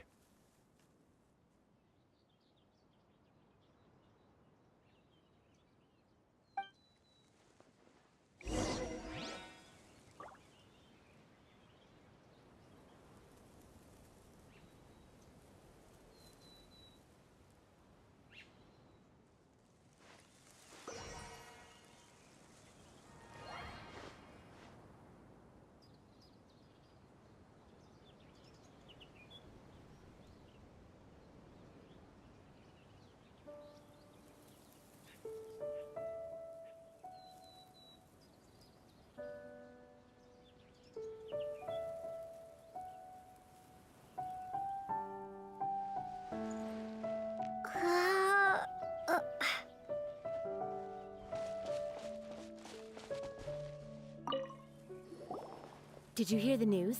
They're saying the Phantom Weasel's back.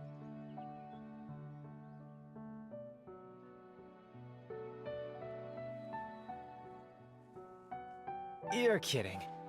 Wait, isn't he dead?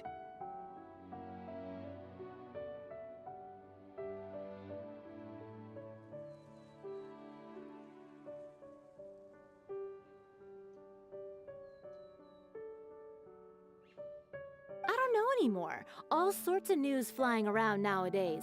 I can never tell what's true and what isn't.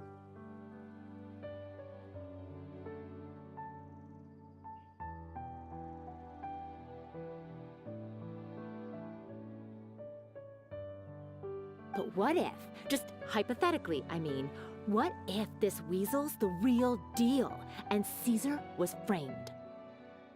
Called it. Seriously, 10 years ago, on the day it all went down, I said to myself, you know what? This guy's been set up. The Caesar I knew was a good guy. He gave balloons to children on the street, for Pete's sake. What, are we supposed to believe that he was a balloon thief or something? Give me a break. Oh, please. Weren't you the one cursing his name to high heaven when the police announced the news? You were all, that gosh darn lousy son of a, you think you know a guy, or words to that effect.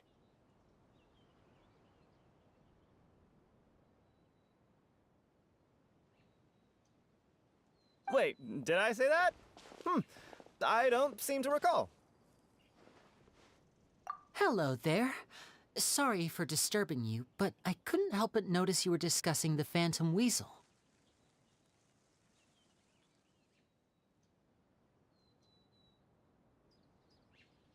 We're actually quite interested in this topic as well, but we're struggling to get to the bottom of it. Do you think you could spare a moment to tell us a little bit about Caesar?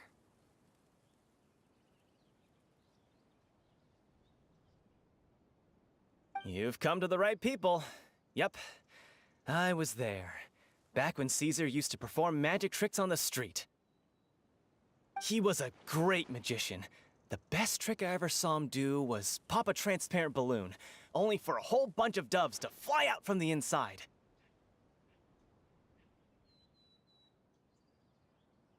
I was right up close and didn't blink or look away once. But for the life of me, I still don't have the faintest clue how he pulled it off. Really incredible stuff. I saw him perform too. He always used to bring some gifts along for the kids who came to watch his show, and he'd hand them out after he was done. Sometimes, he even got the kids to write their wishes down, and then he'd make the items on the wish list appear in his next show. Huh. He doesn't sound like such a bad guy. But after he died, there were also rumors that he used the wish list to find out what was precious to people, with the intent to steal it later.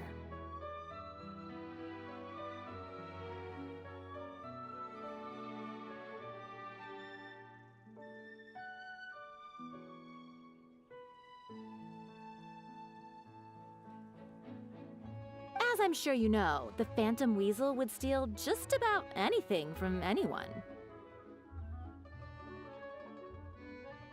Whatever the case, now that the Weasel is back, Caesar's become a hot topic once more.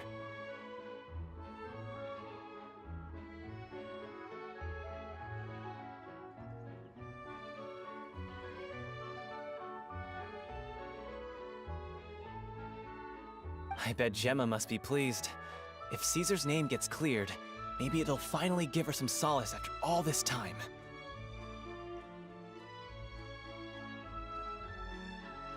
No, speak of the devil. That's her over there. If you've got any more questions about Caesar, she's definitely the one to ask. So that's Gemma. Is it just Paimon, or does it look like something's wrong? Wait, it looks like she's injured. Come on, let's see if she's okay.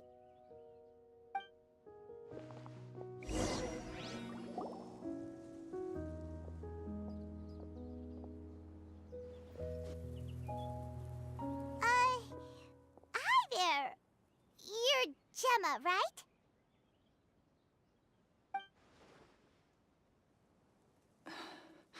Who's asking?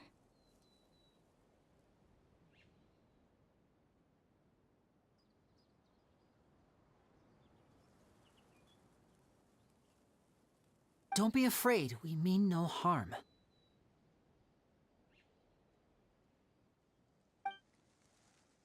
It looks like you're injured. How bad is it? Thanks for your concern, but you didn't answer my question. Who are you, and what do you want with me? My name is Linny, and this is my sister Lynette. My name's Paimon, and this here's the Traveler. We're investigating the Phantom Weasel. The Weasel posted a warning letter this morning. If he still lives, that means that Caesar was falsely accused. You knew Caesar better than anyone else. So if you're willing, we'd love to hear what you think about all this. I promise you can trust us. We won't hurt you. In fact, we'll do all we can to keep you safe.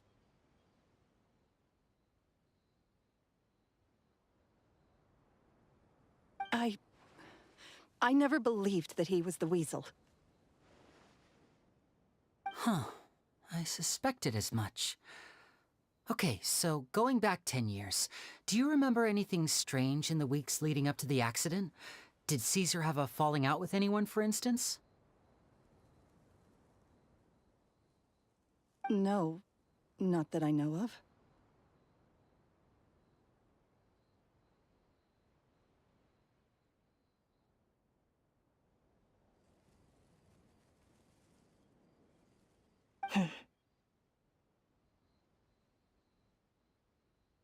Got it.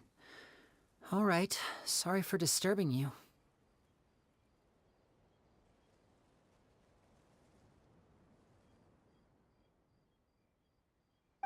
If you don't have any more questions, please leave. I want to be alone with him.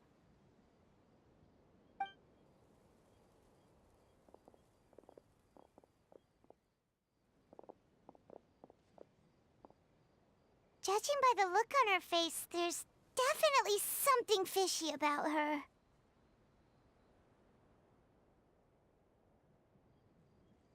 She's lying. She definitely knows something. That's fair. We're just a bunch of strangers who showed up and started questioning her about things that happened a whole decade ago. It makes sense that she'd be wary around us. In any case, I doubt we'll get any further here, so let's call it a day. Meet me outside Hotel de Boer tomorrow, and then we'll start the next step of our plan.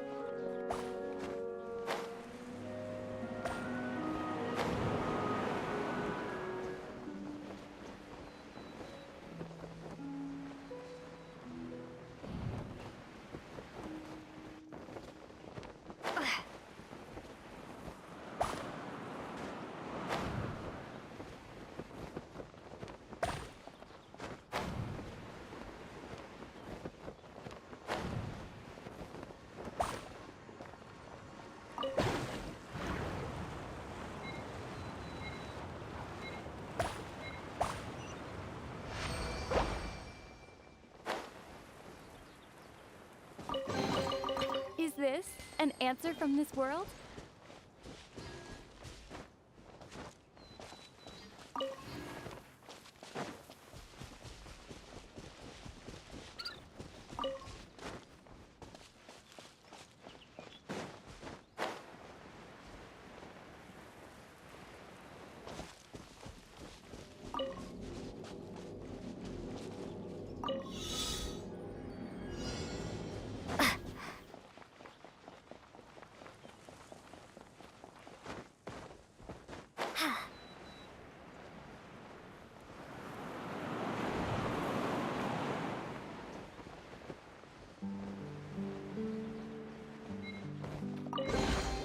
A reward on the road.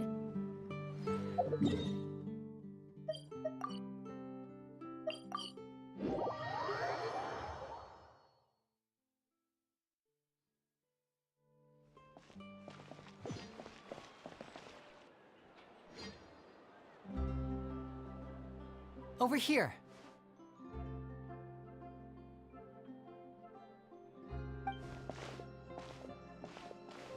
Lynette's not joining us today? I've had her follow Gemma and see if we can make any inroads with her. They should be at a cafe right now. Still, I don't think that Gemma's likely to open up to us. So, we need a contingency plan.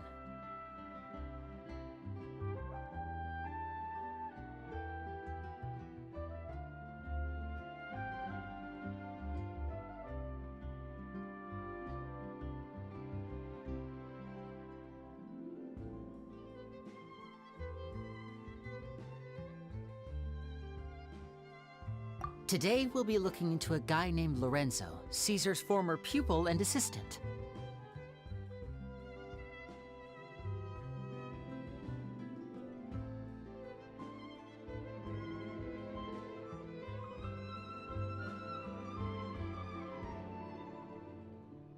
When Caesar passed away, all the stolen goods discovered in his home were confiscated and returned to their rightful owners. But Lorenzo was the only one privy to all his magic secrets, and he inherited his craft. Before long, Lorenzo was the next big magician in town, his fame surpassing even that of his master, and it made him very wealthy. He's since left the magic scene, though, and these days, he's a wealthy businessman with his fingers in a lot of different pies. I had to pull a lot of strings, but I managed to get him to agree to a couple of drinks with me. Be warned, though, I hear he's got a hair-triggered temper. We'd best be careful.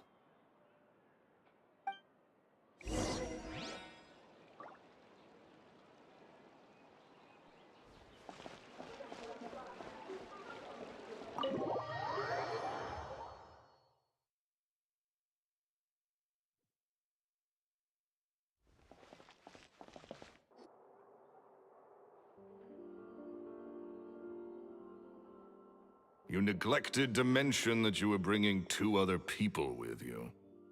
My apologies. These 2 are my assistants. When they heard that I was meeting with the former Magic Maestro himself, they begged and pleaded with me to bring them along. And if it's no trouble, a couple of autographs would really make their day. Oh, forget the pleasantries, just sit.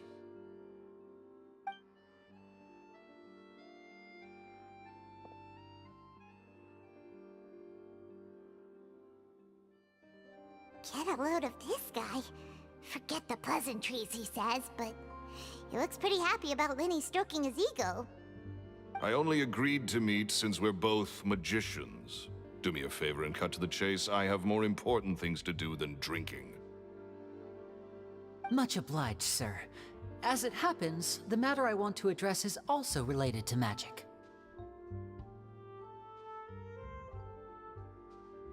Yesterday morning, a warning letter from the Phantom Weasel appeared on the entrance to the Opera House. He claims to be planning something for the same evening that I'm scheduled to do a magic show there. As such, I believe that I may well be his target.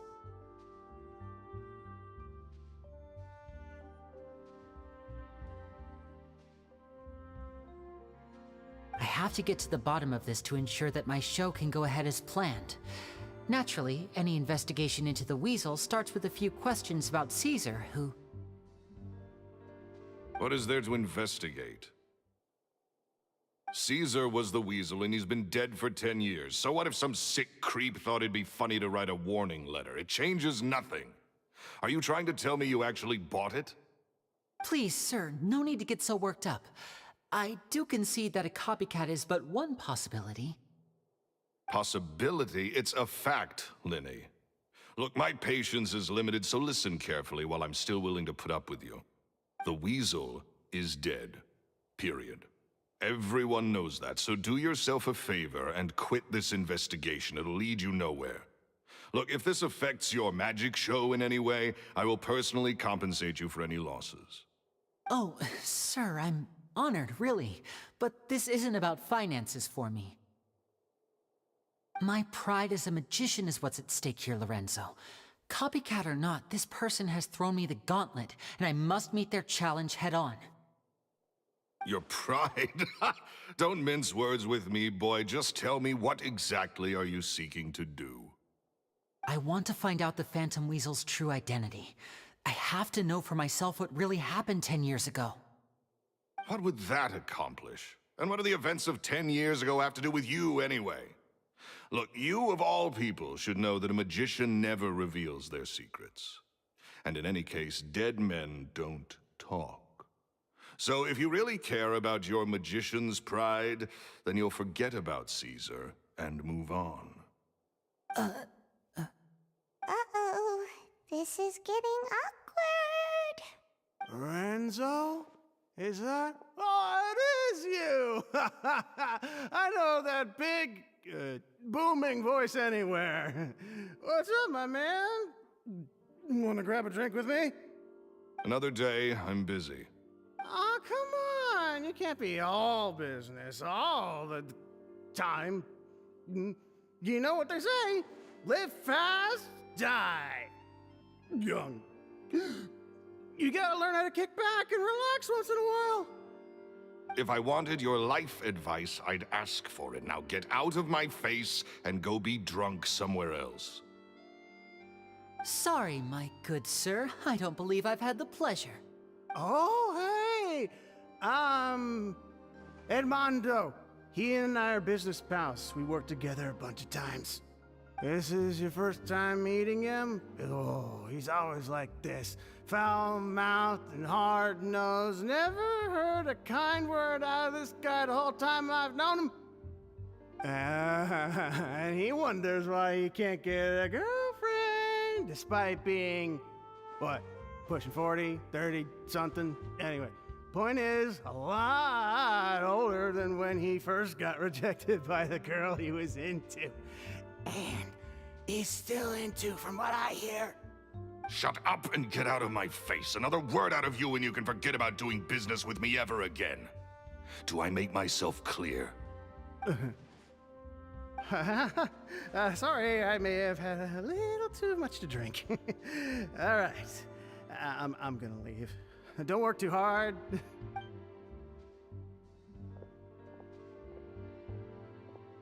I think it's high time I made a move as well. If you really want to investigate this, Linny, be my guest. But if nothing good comes of it, don't say I didn't warn you.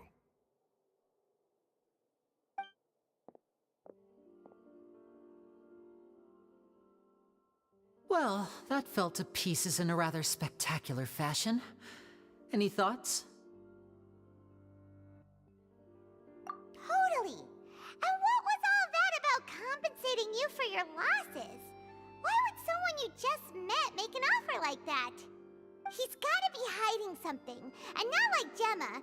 She was a little suspicious, but this guy's definitely covering something up. I think so too. We need to look into Lorenzo more closely. That guy Edmondo seems to know a thing or two about him. He only just left. Let's see if we can catch up with him.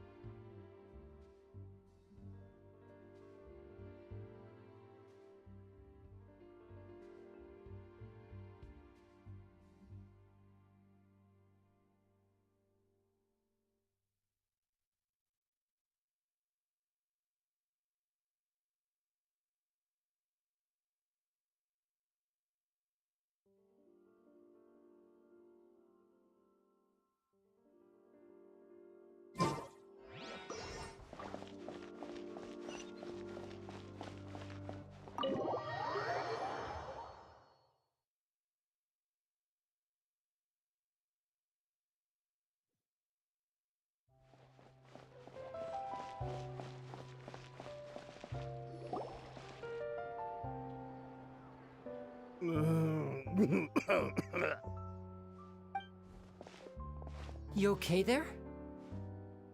Who are you? Oh, it's you guys. Don't worry about me. I must have had one too many. I just need to ride it out. I say way too much back there, didn't I? Yeah, I nearly talked myself into complete financial ruin. Note to self, no more drunken chats when Lorenzo's around. So, he was serious about threatening to cut you off? Ugh, Paimon knew he was a bad egg! Hey! Keep your voice down. Don't go prying into Lorenzo's personal affairs. Bad things happen to people who ask too many questions. Or make an enemy out of him. What kind of bad things? Don't even ask. I'm sorry. I'm gonna have to cut this conversation short. I'm not crossing that line again. And take it from me, trouble with Lorenzo is one thing you don't need in your life. You saw him flare up back there. I don't know what you said to him, but clearly it touched a nerve. That's not a good sign. You're too young for this. Don't get in over your head. I'm leaving.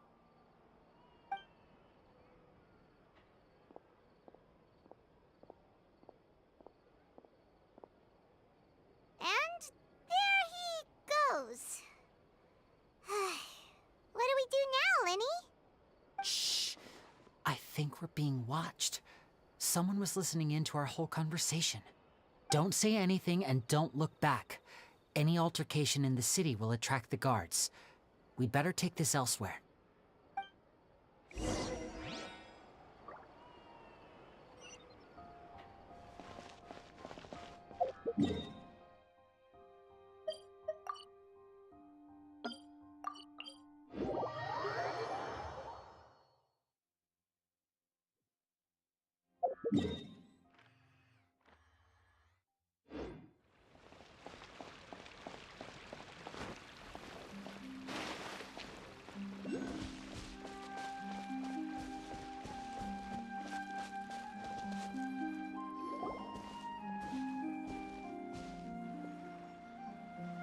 You followed us a long way. Why don't you come out and introduce yourselves? So you're Linny. And where's your sister? Ain't she with you today? Save us the trouble and go fetch her for us. Let's not drag this out. Paimon doesn't like the tone of your voice, mister! Who sent you, huh? Save your questions, missy. You ain't gonna need answers where you're going. Capiche? Looks like we can't avoid this fight. Now, I'm not the strongest fighter, so I hope you're ready to back me up. Don't worry, we got this! And voila! Go! Not now.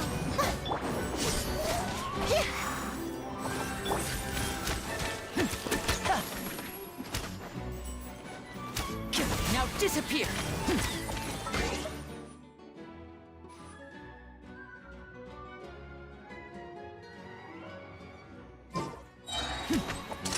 Here comes the finale!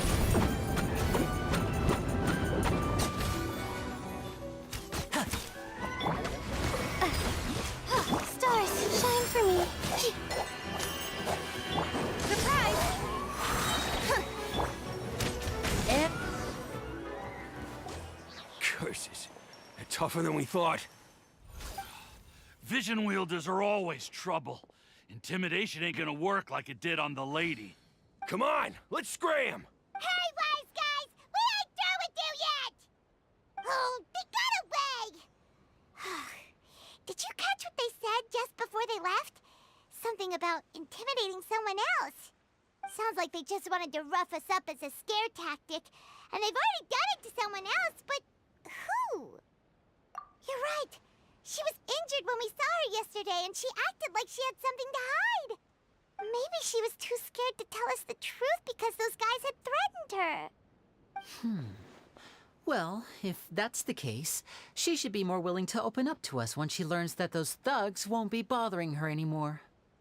Let's head back to the cafe and see if we can get any information from her.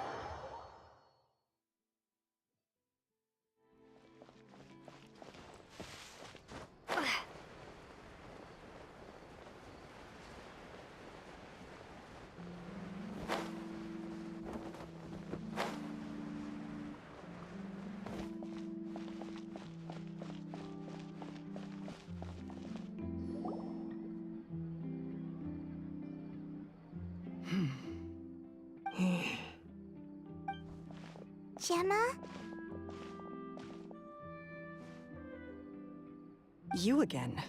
What is it this time? We just ran into the men who've been threatening you, and we gave them a taste of their own medicine. So, you can relax now. We're here to protect you. What? Why? I didn't tell you anything. Why would they come after you? Sounds like they're no strangers to you. That's putting it mildly. I know them all too well, and I hate them with every fiber of my being. It's been 10 long years, and still every time I try to look into Caesar's death, they show up and warn me not to do anything stupid. How do I know I can trust you? Do you really think you can get to the bottom of it all? And why are you doing this? I'm afraid I can't reveal all the details just yet, but I can promise you this. I will expose the Phantom Weasel's true identity. Because you see, this is a personal matter of the utmost importance. I give you my word. Trust me. Okay. How can I help you?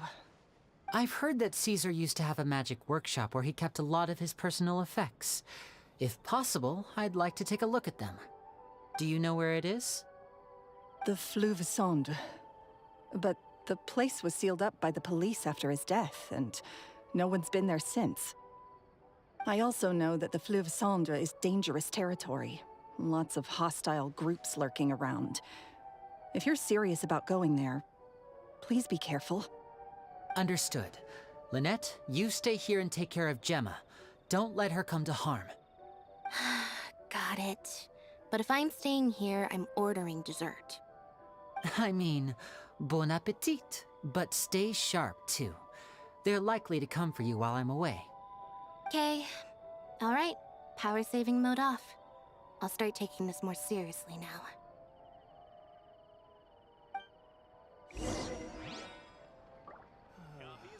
Whatever you do, please be careful.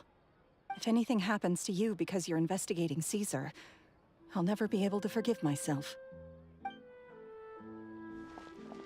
With me here, nothing will happen.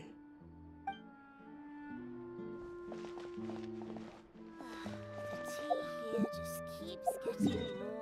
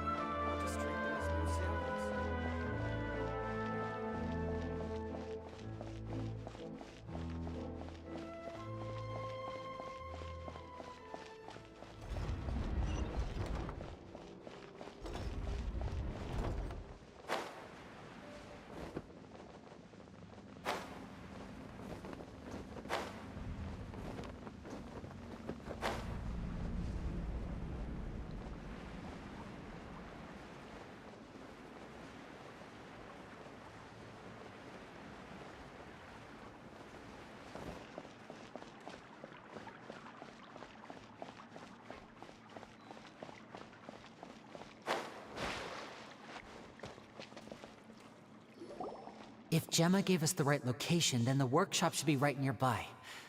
Huh. Looks like these boxes are blocking the entrance. Let's shift them away first.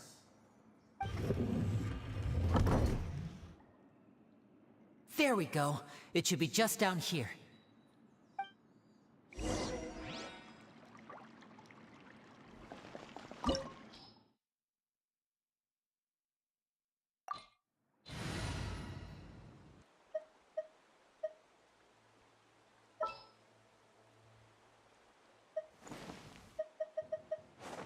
All expenses paid travel? Count me in.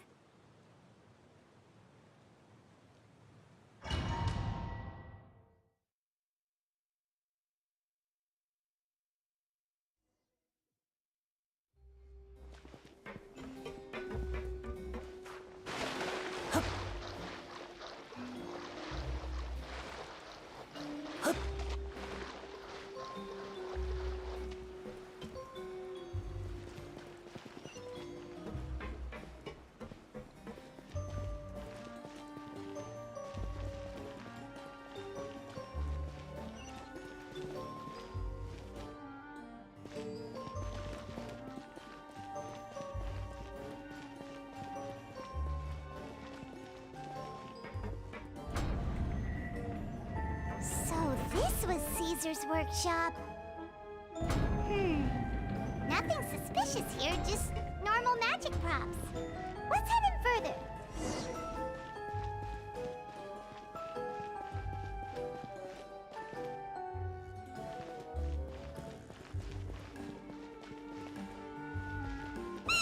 What was that? Oh, is this one of Caesar's gadgets? Guess we must have triggered some sort of device.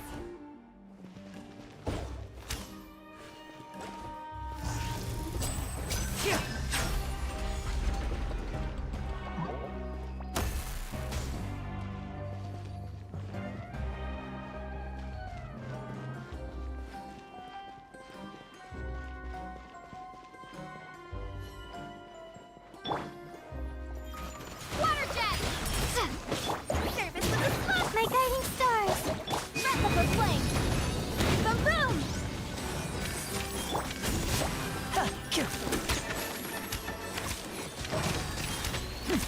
Wipe out!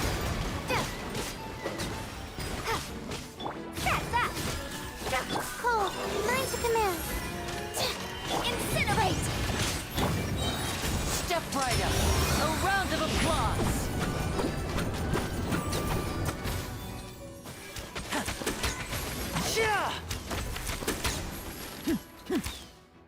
Whoa. Look. The doll in the box is glowing.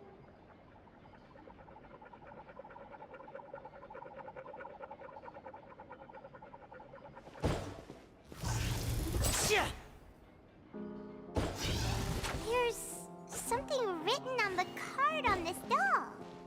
Let's take a closer look.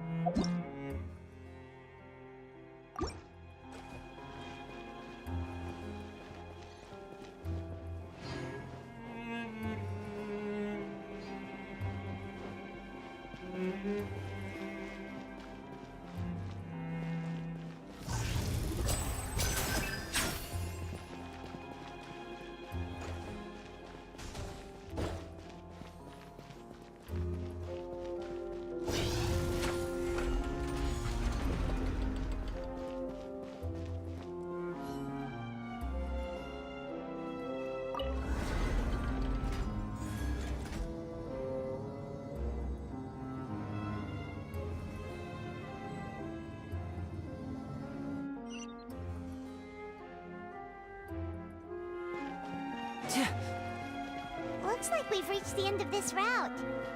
Shall we try a different one?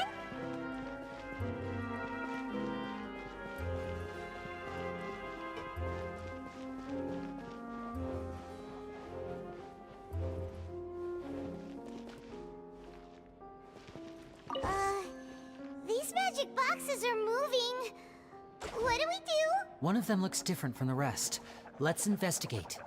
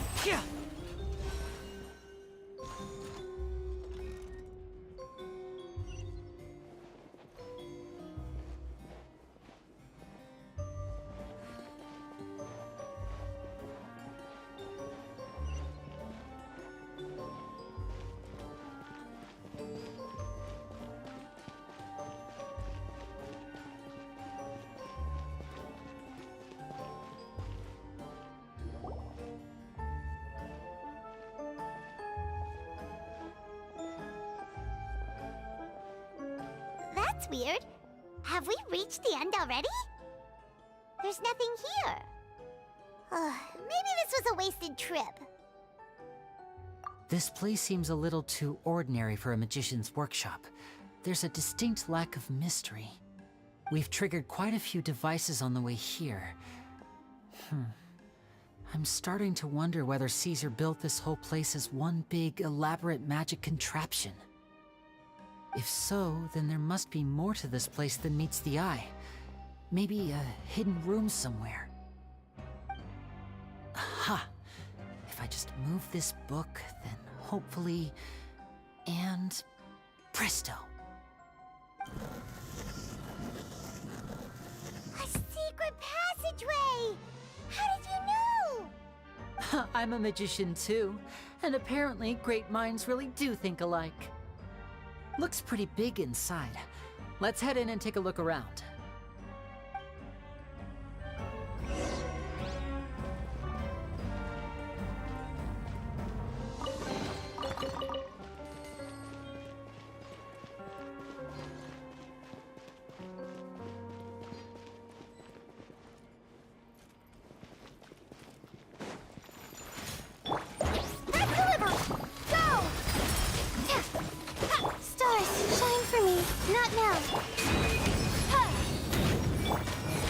Now disappear!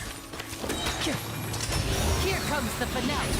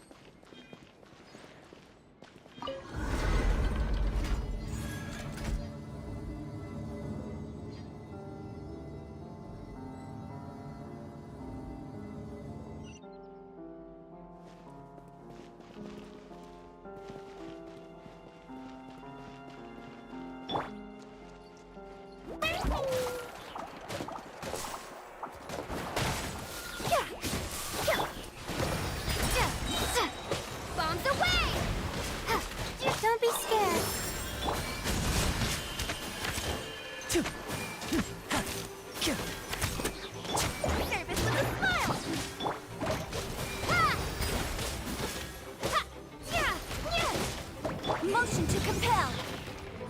Breath of the flame! Step right up!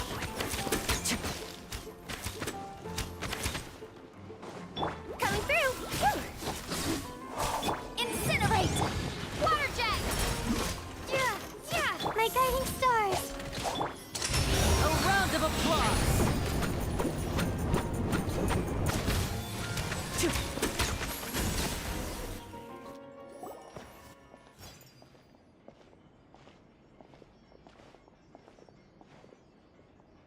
Why have you stopped, Lenny? Is there some device in that box? Huh. It just looks familiar somehow. Let me check this out for a second while you guys go on ahead. If anyone makes a major discovery, let's rendezvous here. All right, see you in a bit! The placement of this device inside. If I remember correctly...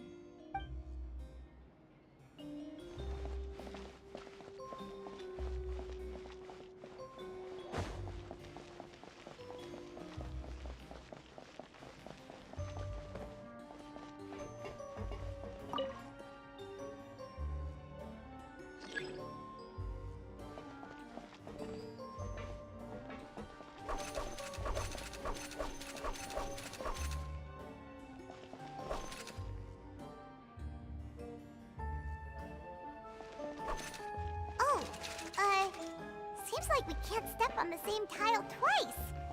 Guess we've got to finish it in one run, huh?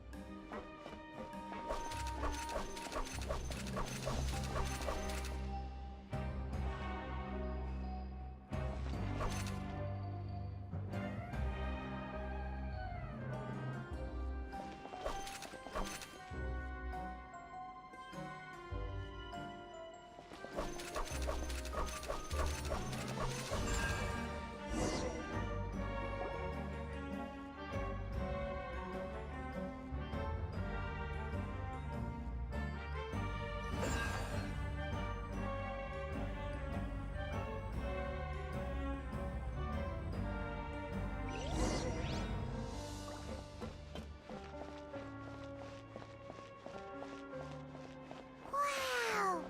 There's a hidden room here! Let's see! Oh, this bookcase is full of Caesar's own notes! He wrote a lot about the principles of magic. Whew. Much too advanced for Paimon. Hey, look! Is that Caesar's diary on the table? This book's thick as a brick! Let's take a peek inside it, shall we?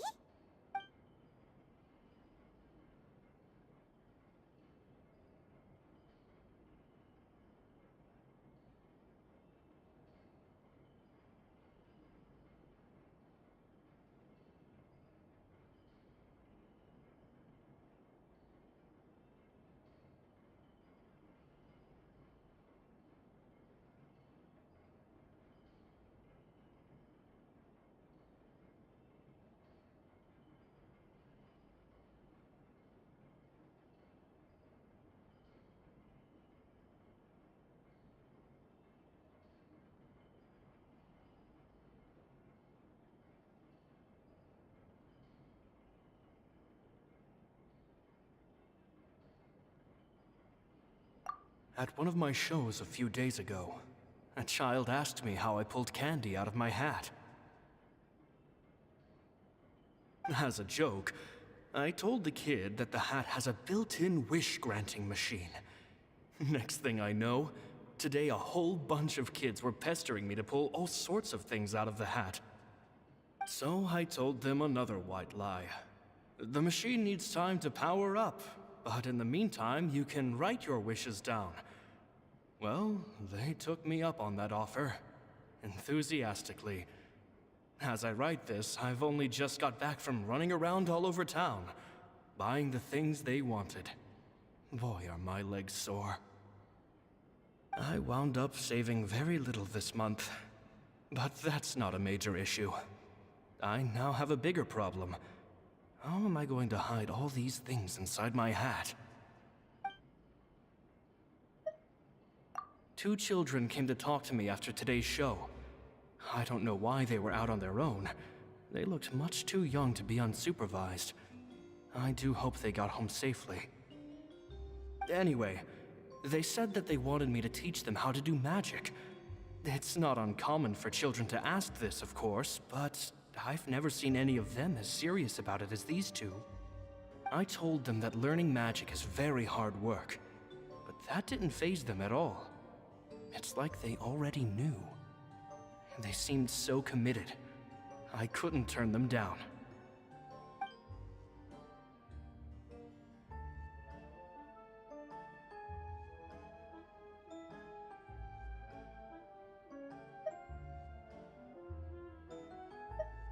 It seems like something's bothering Lorenzo lately, but he won't open up to me about it.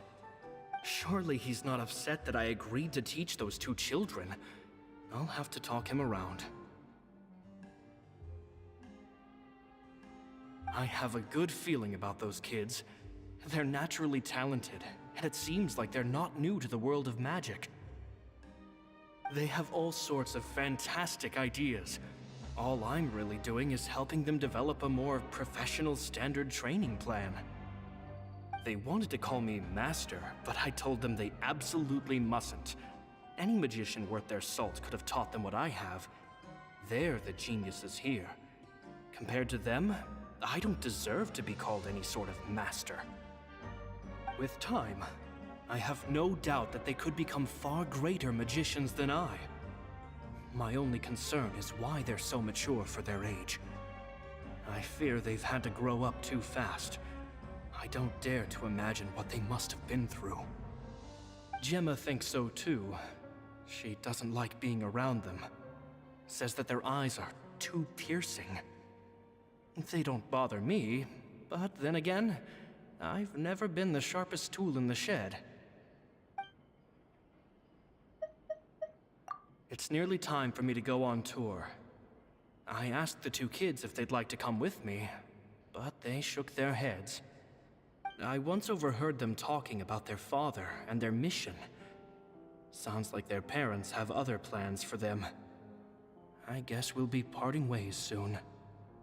It's only been 10 days since I first met them, but I think that I've gotten a feel for their personalities now. They're very tough, but also very cautious, and they trust no one but each other. This, I fear, is not a good habit to have. They hide things from me too. For example, when I asked them where they live and why they wanted to learn magic, they lied. That's the thing about children. Whenever they're trying to cover something up, it always shows somehow. I can sense that their lives have been hard, possibly even dangerous too. They're not like other children. It's a shame that I can't do more to help them. After thinking things over, I decided to tell them a bit about how I see the world. It's full of lies and falsehoods, and that is why we must find our own truth. P.S. I hope they won't find my nagging annoying. Children are so opinionated nowadays. Will it do them more harm than good for someone they've only known 10 days to lecture them like that? P.P.S. Maybe I'm overthinking this. Children aren't interested in grand philosophies. It probably just went in one ear and out the other. I bet they've already forgotten every word I said. Oh, Caesar, Caesar. Just mind your own business next time.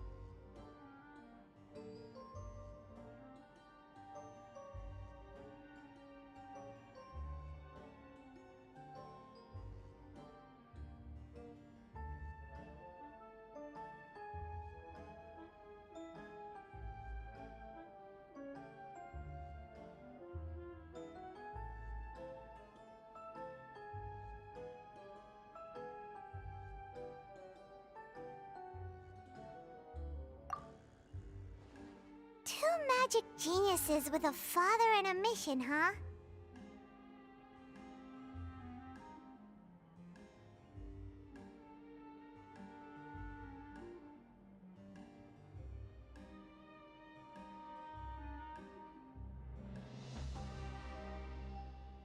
Sounds a lot like he was writing about Linny and Lynette, don't you think?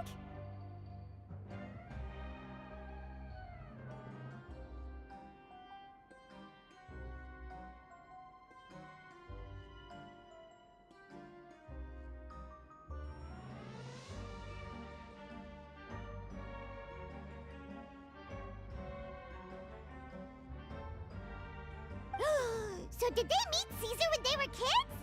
Let's go ask Linny!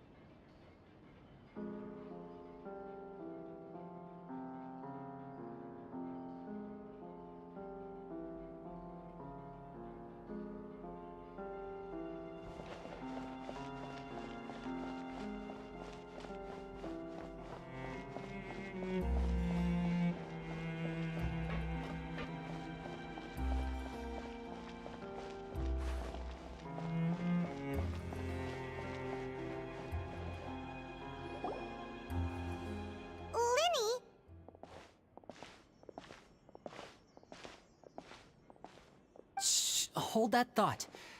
As I expected, there's a lot of fishy things going on in this place.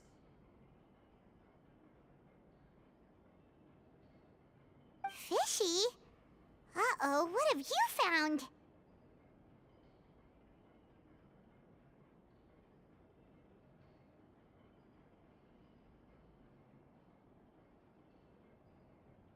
All in good time. Before we go over our new leads, I want to tell you how a high-altitude escape is performed. First, the magician slots themselves into a magic box in full view of the audience. The box is then suspended high in the air, and a short while later, the base automatically opens. At this point, a dummy will fall out of the box, but it looks real enough to grab the audience's attention, and they start wailing and screaming. Meanwhile, the real magician, who has by now blended into the crowd, waits for a good moment to make their appearance and put on a hysterical performance. Oh no! Is that me? Did I just fall to my death?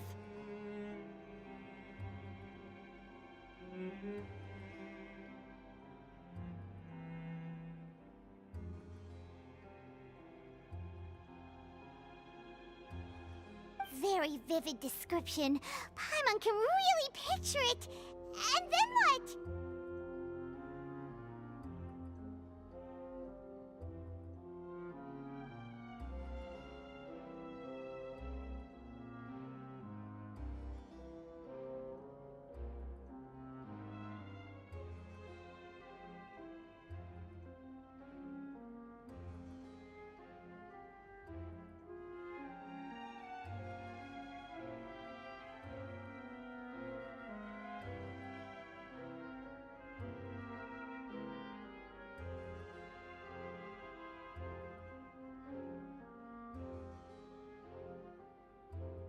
The audience's gaze then turns to the magician, and by the time they realize what's happened, the dummy has vanished, as if everything that just happened was some sort of shared illusion.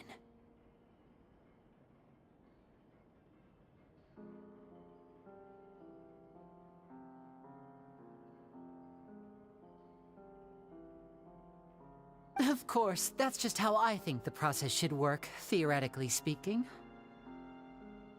The inventor of this trick never performed it successfully. When the box opened, Caesar was the one who fell out, and not the dummy. He fell right to the ground from the highest point of the opera house. No one could hope to survive that fall, not without a vision at least. And no one else has ever attempted this trick since. My understanding of how it works is just based on what I could gather from his notes and the relevant gadgets here in his workshop.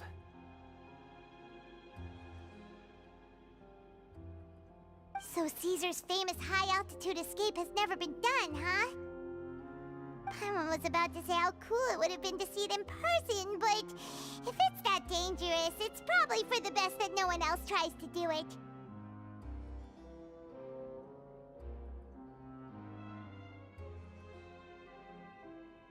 Wait a second. So if a dummy's supposed to drop out of the box, then where does the real magician go? How does he get out?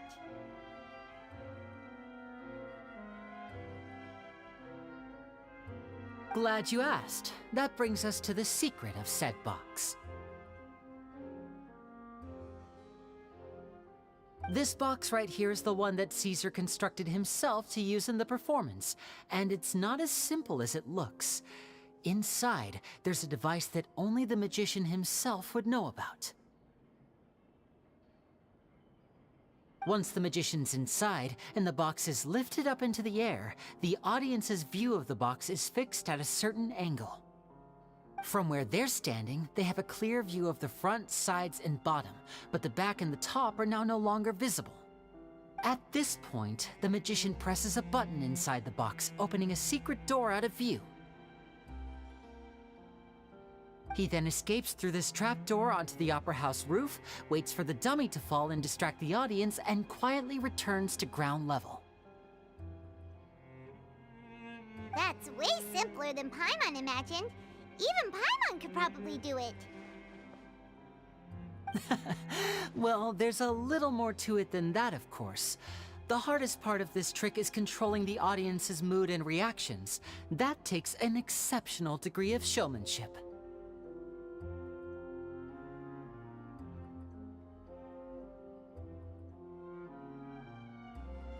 There's the falling dummy, the miraculous reappearance, the pompous performing. Maybe the magician would even have themselves tied up before it begins to strengthen the impression that there's no escape. Many days and nights of careful research and painstaking practice would have gone into this, all culminating in a performance just a few minutes long, but one that still manages to transform the shock and grief of a tragic accident to the joy and laughter of a mesmerizing magic trick. Caesar was a highly accomplished magician, but unfortunately, even he didn't manage to pull it off. So, how did it go so wrong? You said you found some fishy stuff here. Have you figured out what really happened? I can make a pretty good guess. I looked into the case files. The magic box Caesar was using at the time of his death had the secret button I mentioned positioned on the right-hand side. And sure enough, he always used his right hand as his dominant hand in public. Okay.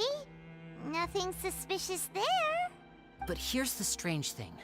Most of the devices in this workshop have the mechanism on the left-hand side, including this box right here, which leads me to believe that Caesar was in fact left-handed. Because a magician can't afford to have their most basic habits stand out too much. People naturally focus their attention on the most important details of the task or situation at hand. But a magician needs to be able to redirect an audience's attention at will, so as to avoid arousing their suspicion. The essence of magic is getting people to believe a lie. If even the truth raises eyebrows, the falsehoods become all the more difficult to mask. And so, Caesar trained himself to use his right hand to align with his audience's expectations. Great magic always requires sacrifices. But in his most stressful and nerve-wracking moments, and when no one was watching, reflex would kick in and he'd use his left hand. That's why he set his gadgets with the mechanism on his left. Exactly. I think that's likely what happened. Caesar would have been under a lot of time pressure during the escape. He'd have had mere seconds to open the hidden compartment, retrieve the dummy, then open the secret door and make a swift escape. But I'm sure he was confident. He would have rehearsed countless times to the point where it was second nature. He'd barely need to think about what he was doing because muscle memory would guide him through. So he opened the compartment, took out the dummy, checked everything was in order, and then went to leave. With his left hand, he reached for the button, and suddenly, his heart skipped a beat.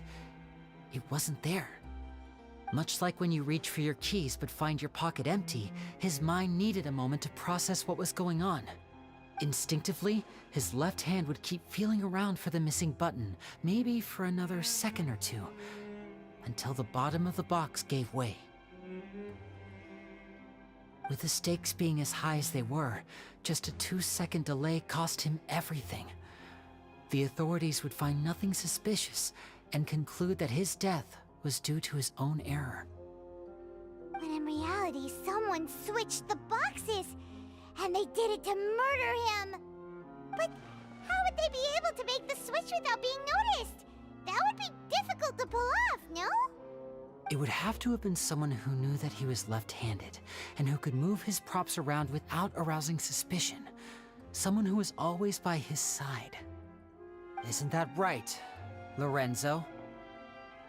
You just couldn't let sleeping dogs lie, could you? There's not a lot of people who'd go to all this trouble for some magician who died 10 years ago. I didn't want to have to do this, you know. Silencing you the hard way just creates more problems for me to deal with. But I gave you your chance. I hoped you'd do what's good for you and back off like the lady, but you disappoint me.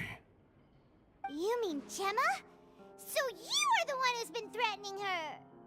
Yes, although however stubborn she might be, she was never much of a liability. But you people, you never even knew him, but for some reason you just wouldn't drop it.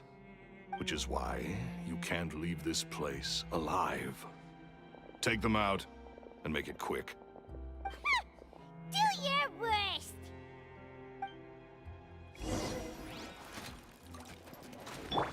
Sign here, please! Ha! Ha! Cole, mine's a command, not now. Now disappear!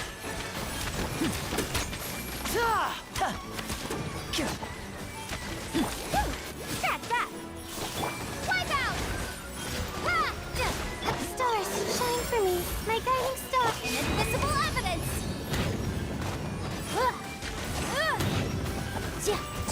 Express delivery!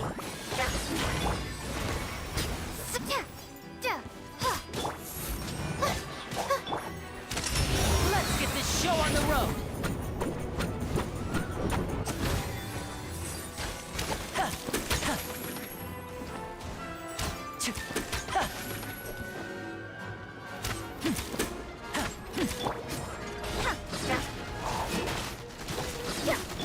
Go! Don't be scared. And voila!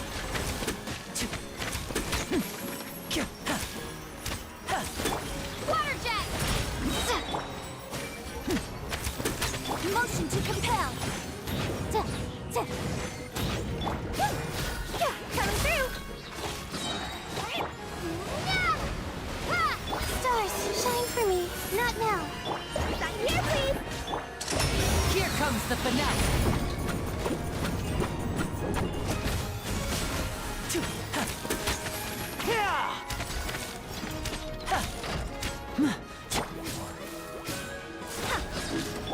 Water jet! Don't be scared. My guiding star.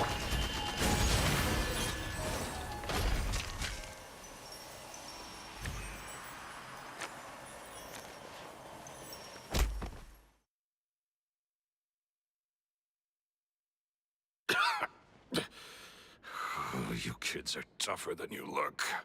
Had enough yet, Lorenzo? Your cronies can't help you now. I think it's high time you started talking, and what I'd really like to know is, why did you murder Caesar?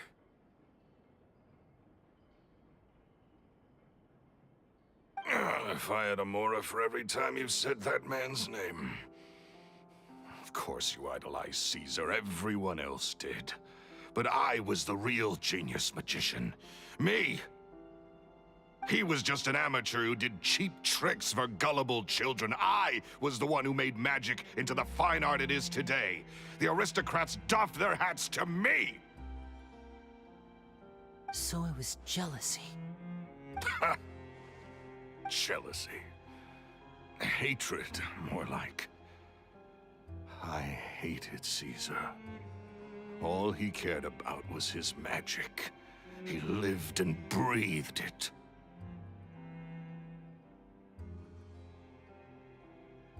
He poured everything into his street performances and his stupid tours like it was just a hobby to him, never bothering to think about Mora. What sort of fool devotes their life to the art of deception and never has a Mora to show for it?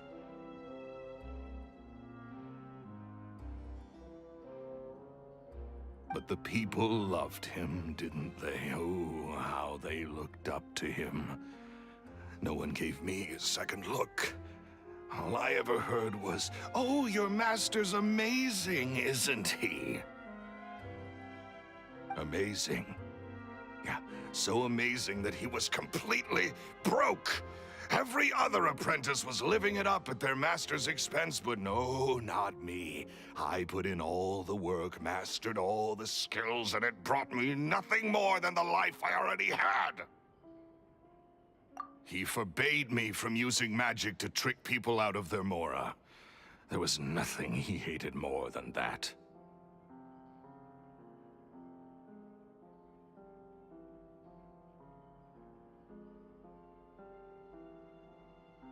And with his reputation in Fontaine, it was too risky for me to go it alone. As long as he was alive, if I dabbled in my own brand of money-making magic, he would expose me, and it would destroy me. I had to kill him. There was no other way. He had to go.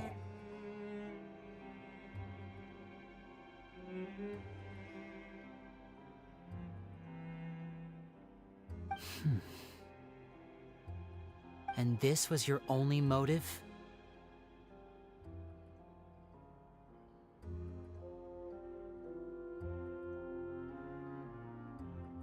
It was reason enough. What other motive would I need?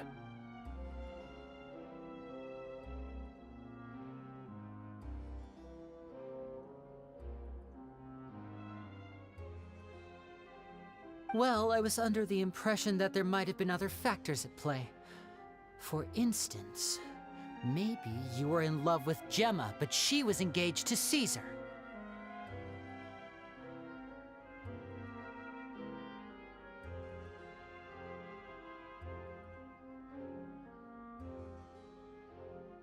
In love with Gemma? Don't be ridiculous. Guess I was wrong about that then. Next question. Are you the Phantom Weasel? I am. Caesar was so strict with me. He insisted that his way was the right way, that the sole purpose of magic was to bring joy to the world. I never bought into any of that. I was more interested in the practical value of magic. Sure enough, it helped me fill my pockets with all kinds of valuable treasures.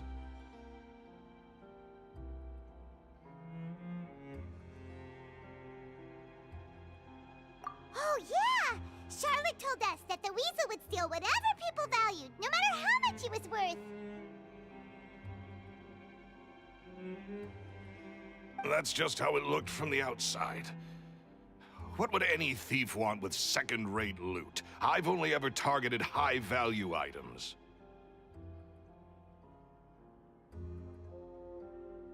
I stole cheap things as a way of practicing my craft. It was other people's overactive imaginations that conjured up the preposterous image they then dubbed the Phantom Weasel. So, that's the story, huh? Well, I hope you're ready to tell it all over again during your trial.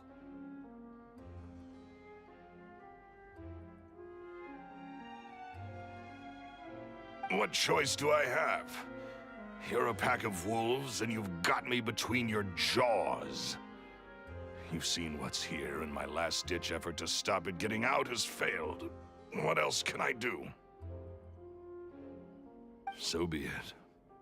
I've enjoyed power and wealth for the last 10 years, the likes of which Caesar could never give me. I wouldn't choose for things to end this way, but I regret nothing. Very well. In that case, I'll contact the guards. Traveler, Paimon, keep an eye on Lorenzo for me. I'll meet you just outside the workshop when I'm back.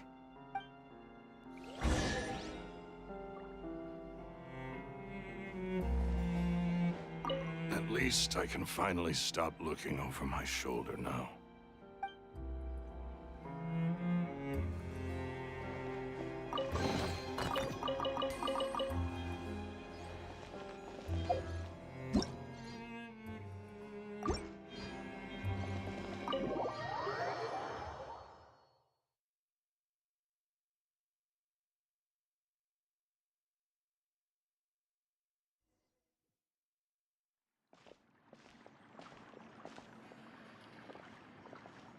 Lily has told me the whole story. Lorenzo, do you confess to the murder of Caesar and to framing him for the Phantom Weasel's crimes? Look who's finally developed a conscience. What kind of disciple murders their own master? I hope it was worth it, because they'll be hell to pay.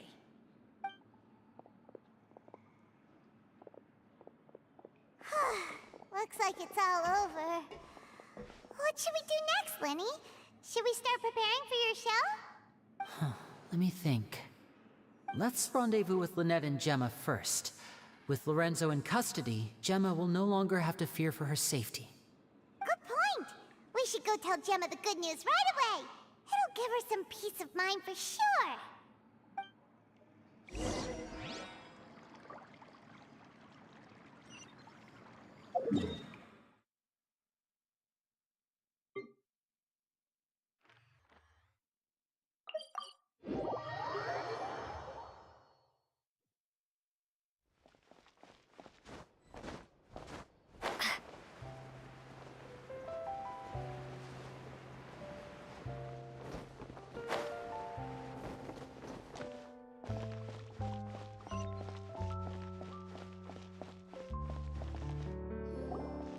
Ah, you're back. You were so quick. I've only just finished my third dessert. Your third? Lynette, come on, we've talked about this. Everything in moderation. You're not gonna have any room left for dinner now. It's fine. I'll shift to exercise mode and jog off the excess sugar. That's besides the point. Well, it's done now, but try to eat a more balanced diet in the future. Point taken. Did everything go okay? Of course! Lorenzo was no match for us. The guards are taking him into custody as we speak. Gosh, that's amazing. I'm sorry, I still didn't know if I could trust you, but now it seems I can. I had my suspicions about Lorenzo, but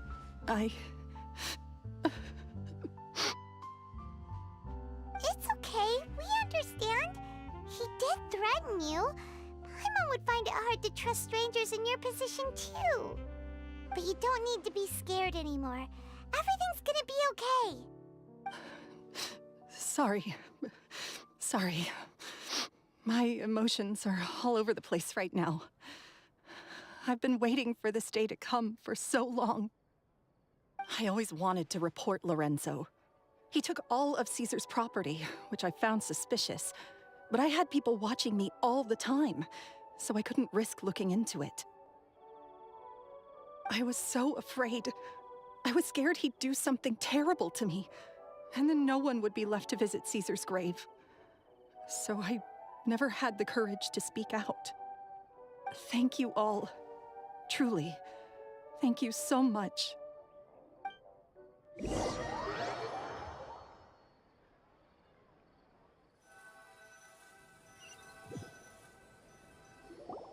Thank you all for clearing Caesar's name.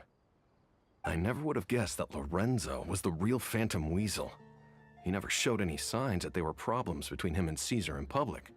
From the outside, it looked like they got along great. And to think that lowlife's been living life to the fullest all this time, while Caesar's name was getting dragged through the mud. It's a travesty. At least his soul can finally rest in peace now, thanks to your efforts.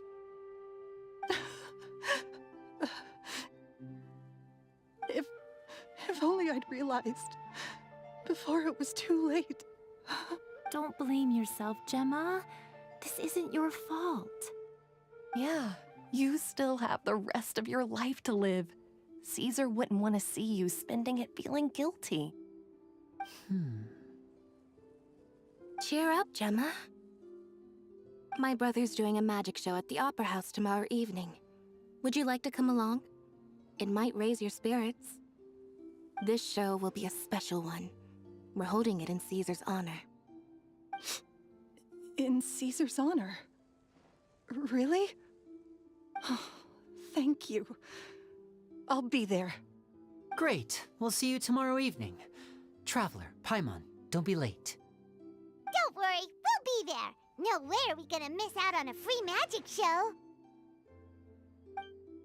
Wait, Paimon feels like we're forgetting something. Oh yeah, Caesar's diary! We never found out if the two kids Caesar taught magic to were Linny and Lynette or not. Linny changed the topic back in the workshop, so we didn't get a chance to bring it up. Oh well, guess we'll just have to ask Linny tomorrow evening. I've spoken many choice words about Caesar over the years. I'm so ashamed of myself now. He was such a good man.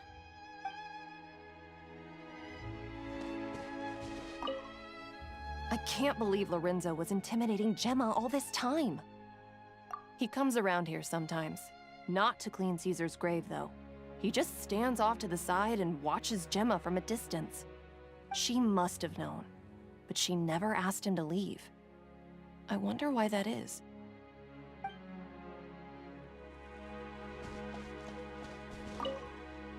It may take some time, but Caesar's reputation will be restored now that the real culprit has been captured.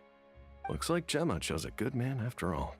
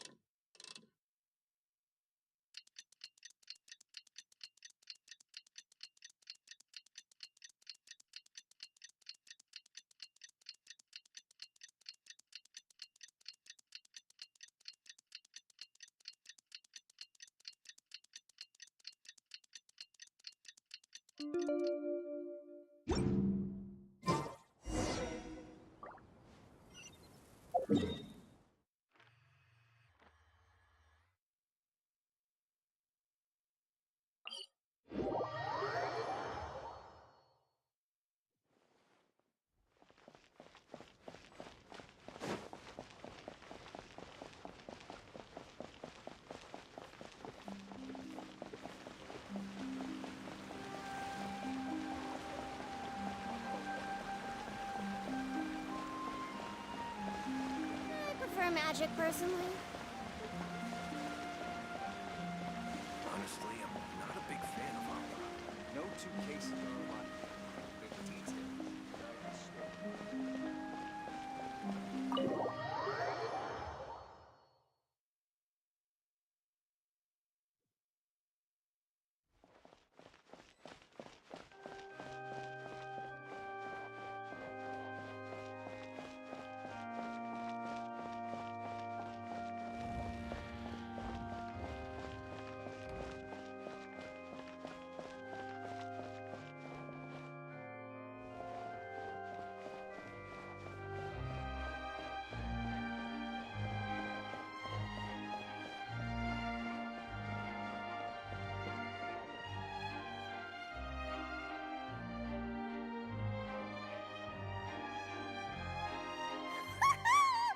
Paimon's excited to see another of Linny's magic shows!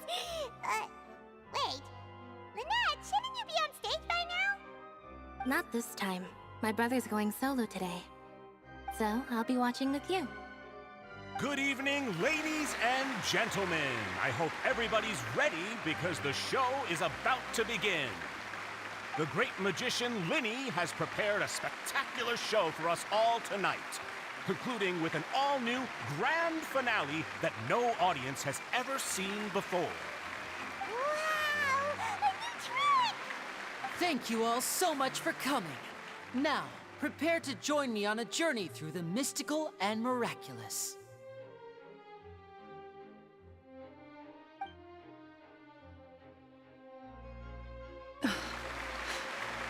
Exciting stuff, isn't it? Yes, it's just... It reminds me of him. No wonder. Caesar was a famous magician too.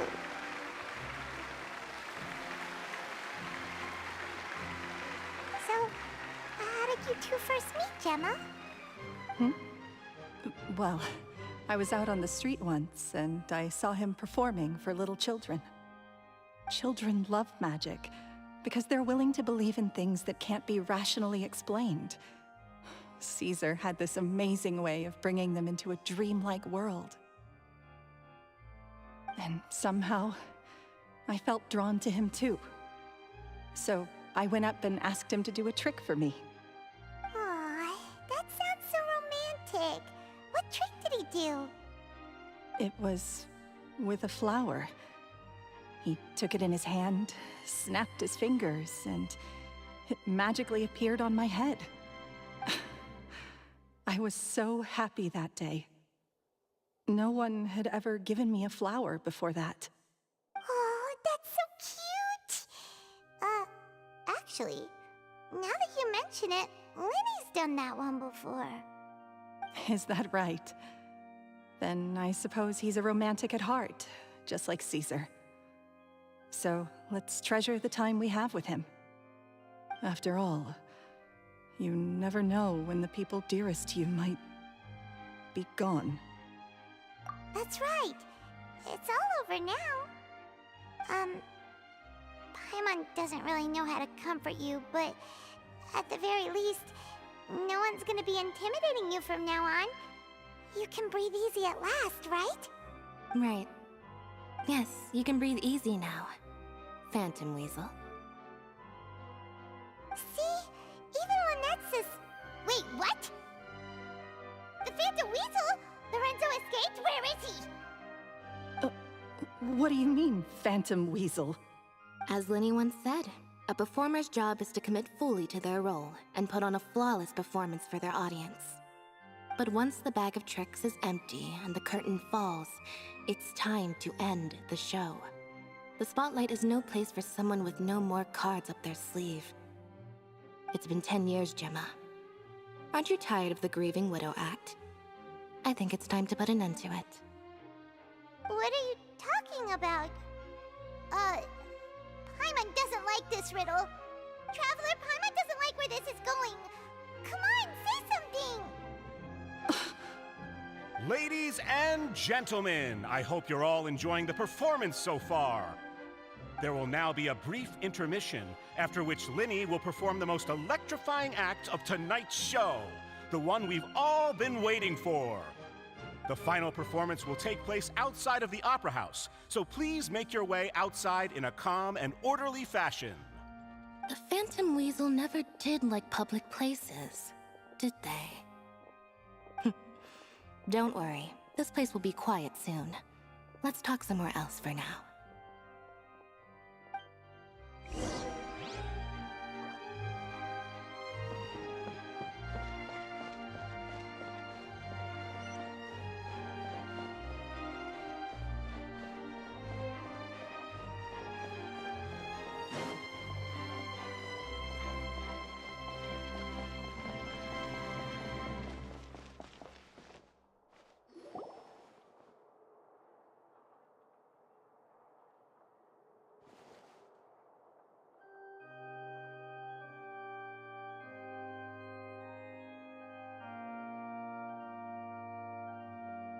Dear me, this is awkward, isn't it?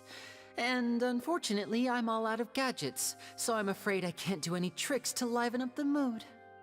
This is a big mistake for a magician to make, but thankfully, I do have a backup plan. Now, who wants to hear a story? Linny? Don't we have more important things to address right now? Lynette accused Gemma of being the real Phantom Weasel a moment ago. Oh, what the heck's going on? All in good time. Magicians are good at guessing what people are thinking. I know the questions you want to ask. And as it happens, the story I'm about to tell might answer a few of them. Really? Well then, let's hear it! Paimon's dying of curiosity here! Let's go back to the very beginning. A decade ago, when the Phantom Weasel was terrorizing the court of Fontaine. She never missed a target, never left a trace, and no treasure was safe from her thieving hands. But as her infamy grew, so did the readiness of the police, and her opportunities to act became ever fewer. Every day, she ran the risk of being exposed for who she was. Of course, she could not simply take this lying down, and before long, she found her ticket to freedom. She would create a scapegoat, a false weasel to close the chapter on her behalf. After weighing her options, she set her sights on a renowned magician, Caesar. After all, magic and theft shared enough similarities for people to buy the story when the truth came out. So then what? Being the master deceiver she was, the weasel easily earned Caesar's trust. Now, all that remained was to frame him for her countless crimes. But as she was considering how to make her move, she noticed Caesar's aggrieved pupil, and a new thought entered her mind.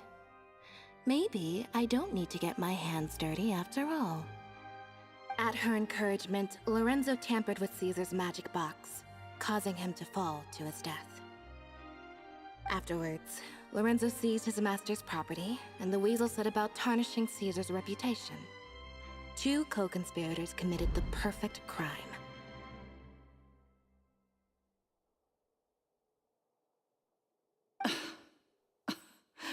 I've got to hand it to you. You're both exceptional storytellers. It's enough to make even me wonder whether there was really another mastermind behind all this, pulling the strings. But I just have one question. You seem to think that I am the villain in this tale. What's brought this on, Linny? Is it something that Lorenzo said? Don't worry, Lorenzo said nothing at all. But I never believed that he was the weasel, and in fact, my investigation only made me more certain of that. He was too forthcoming with his confession, as if there was something else he was trying to hide. How disappointing. So you'd sooner trust Lorenzo than me? Even without a shred of evidence? A magician is an expert at playing the audience to get the result they want. And I have no doubt that you, Gemma, are equally talented in this regard. With a little help from Lorenzo, you put on a very convincing performance. The lovesick fiancé, whose devotion to her betrothed is unshakable, even under threats of violence. Caesar was maligned and hated by all for 10 years, but you? Everyone sympathized with your plight. Who would suspect for 1 second that the lovely young lady always seen weeping in front of Caesar's grave was actually the mastermind behind his demise? No, not that poor lady. Perish the thought. Wait, so you mean the whole intimidation thing was just a hoax? Gemma and Lorenzo were both in on it?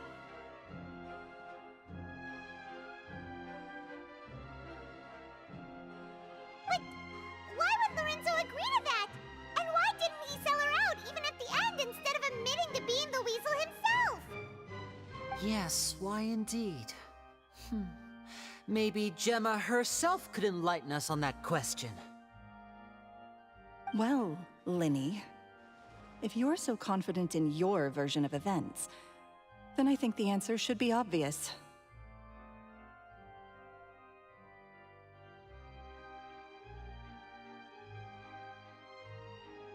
Having killed Caesar with his own hands, Lorenzo was plagued by overwhelming guilt.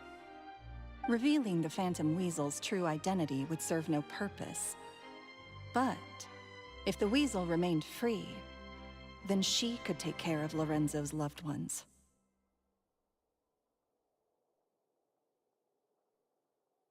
An excellent answer, though sadly a little dull. Is that right? Well, don't let me bore you. If you'd care to change the topic to something more interesting, I'd be much obliged. As a matter of fact, there's one thing I'd really like to understand.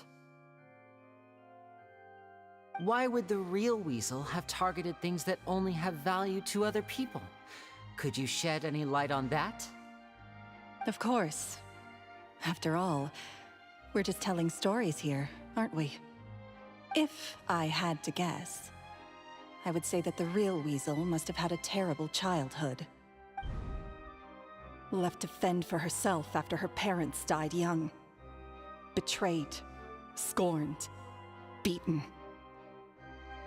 She'd scrounge waste paper from garbage bins to draw on, using twigs and dirt for lack of ink and pen. She'd sew ugly ragdolls from whatever scrap material she could get her hands on.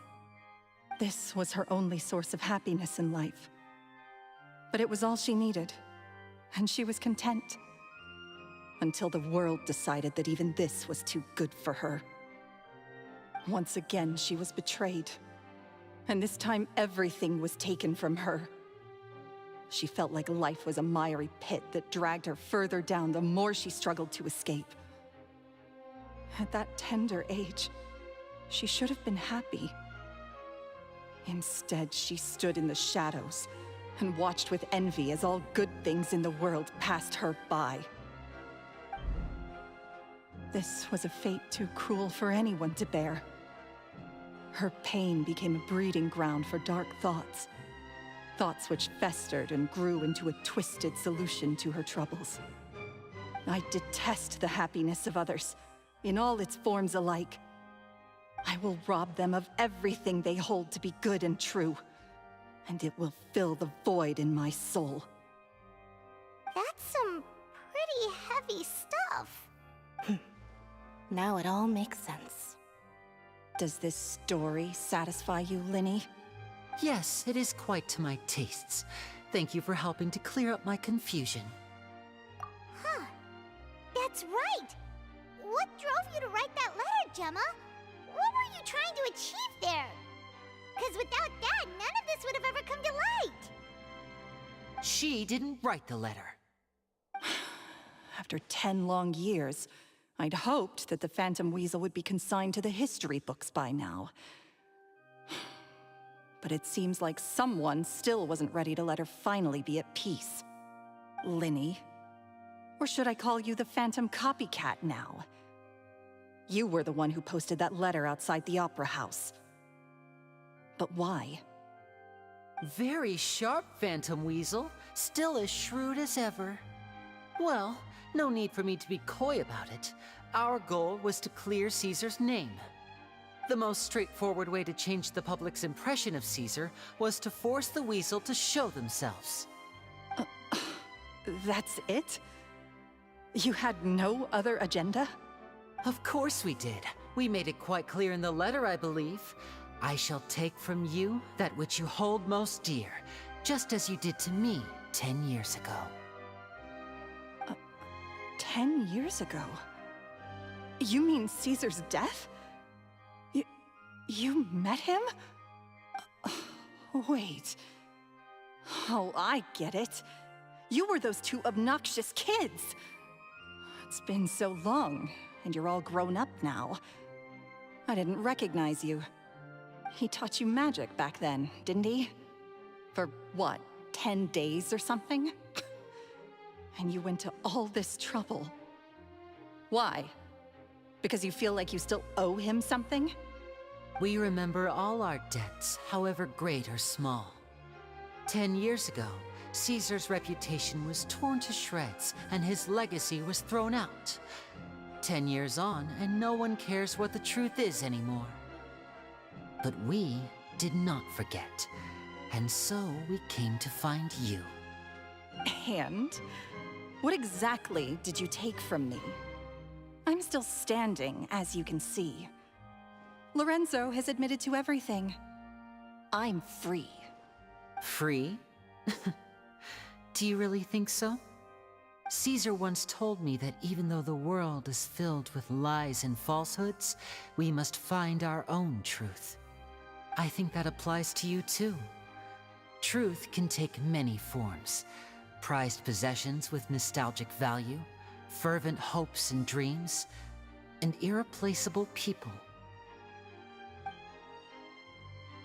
Life took many things from you, and those wounds never healed. When they ached unbearably in the dead of night, stealing became your way of numbing the pain. What are you trying to say? I'm saying that for the last 10 years, you've been living a rather uneventful life. Perhaps that's because you found something other than a life of crime to fill the hole? Back to Lorenzo for a second. He murdered his own master, played along with your act, and took pains to make sure any suspicion would be directed towards him. But what did he have to gain from all that?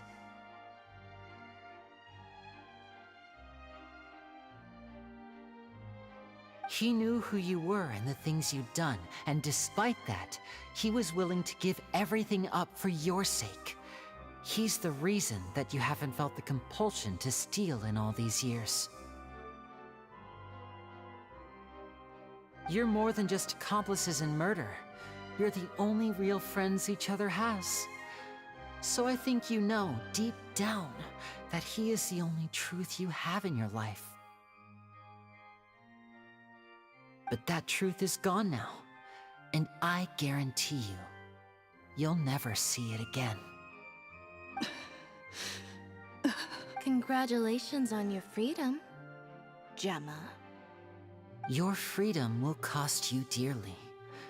From now on, you'll be all alone in a world full of lies and falsehoods.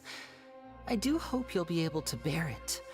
You've still got a long life ahead of you after all. Gather round, one and all. The time has now come for the amazing Linny to perform his final act in tonight's show. I'm sure you're all wondering what he has planned for the grand finale. Well, wonder no more, for the answer is a death-defying high-altitude escape. A high-altitude escape? I'm sure you all remember the magician Caesar. This was the very trick that led to his fatal fall, after which he was dubbed the Phantom Weasel. But we have now learned that Caesar was wrongly accused, and that the real Weasel has now confessed to their crimes. Guess that's my cue to leave. Whew. I've been practicing this one for ages now, but I'm still a little nervous. Traveler, Paimon, I hope you enjoy the rest of the show. There may be a lot of people watching tonight, but you alone are my true witnesses. Lenny, wait. You two hid a lot from Caesar. He went to his grave without ever knowing your secrets. So what about now? Are you an open book? Or are you still the same as ever? You don't have to tell lies to end up isolated and alone. One day, you'll end up exactly where I am today. Maybe then you'll finally understand. You're wrong. I'm nothing like you. So, what are we, doing now? Like Linny said, when you're ready, let's head outside and watch the show. But what about Gemma? She'll figure out what's best for her soon enough. Oh, and if you'd like to see Linny after the show, you know where he'll be. The usual haunt. All right. Well, let's go and watch Lenny's finale then. This trick's a pretty dangerous one, but he should be able to pull it off, right?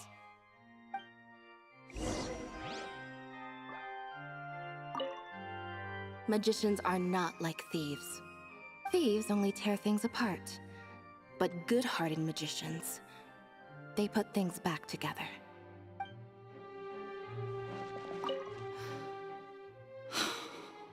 What is my truth? Sometimes I think I'm like a gambling addict.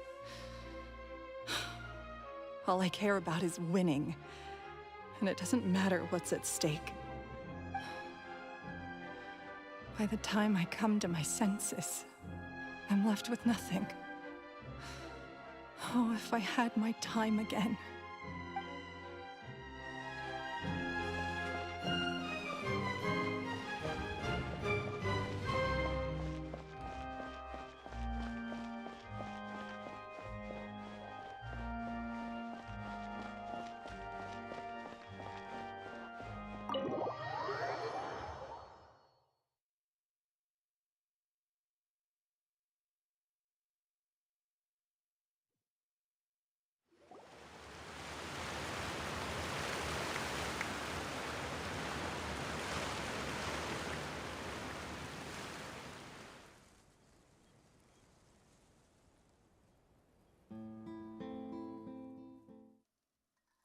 Magic should be mysterious, surprising, and defy logic.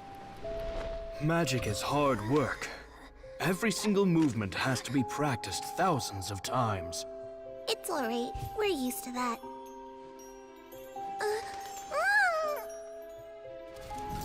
We're sorry.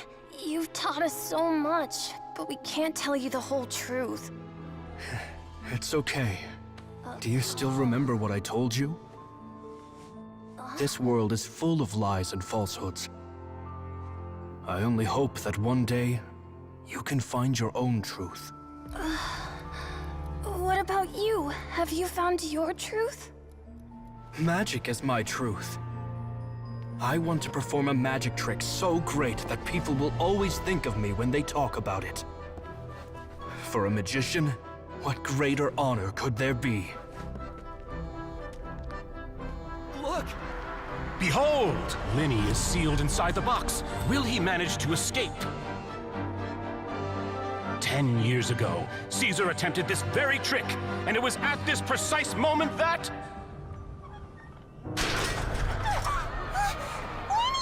Watch out!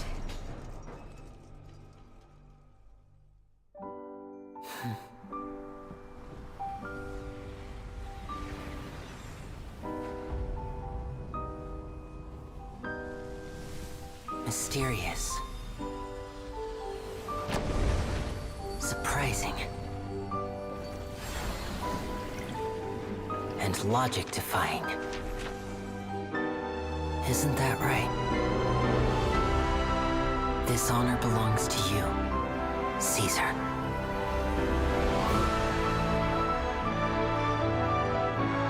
I'm just sorry it's a little late.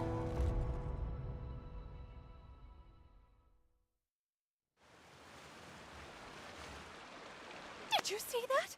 1 minute he was falling, and the next, he turned into flowers. How could he possibly have done that? How mysterious. I didn't blink once. He just vanished, right in front of my eyes. What a heart-stopping magic show! This was really worth the trip. Caesar's name has finally been cleared, and Fontaine's new star magician Linny has fulfilled a wish on his behalf. Oh, I couldn't ask for a better grand finale.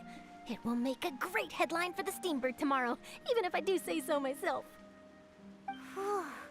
Looks like everyone really loved Linny's grand finale. Paimon doesn't see Linny anywhere. Where'd he go? Oh, Lynette said he'd be waiting for us at the usual hunt. But, where is that? Oh, you mean the one where Caesar's buried? Yeah, that's probably it. This whole magic show kinda seemed like Linny's way of saying goodbye to Caesar. So it makes sense that that's where he'd be afterward. Alright, let's go look for him there.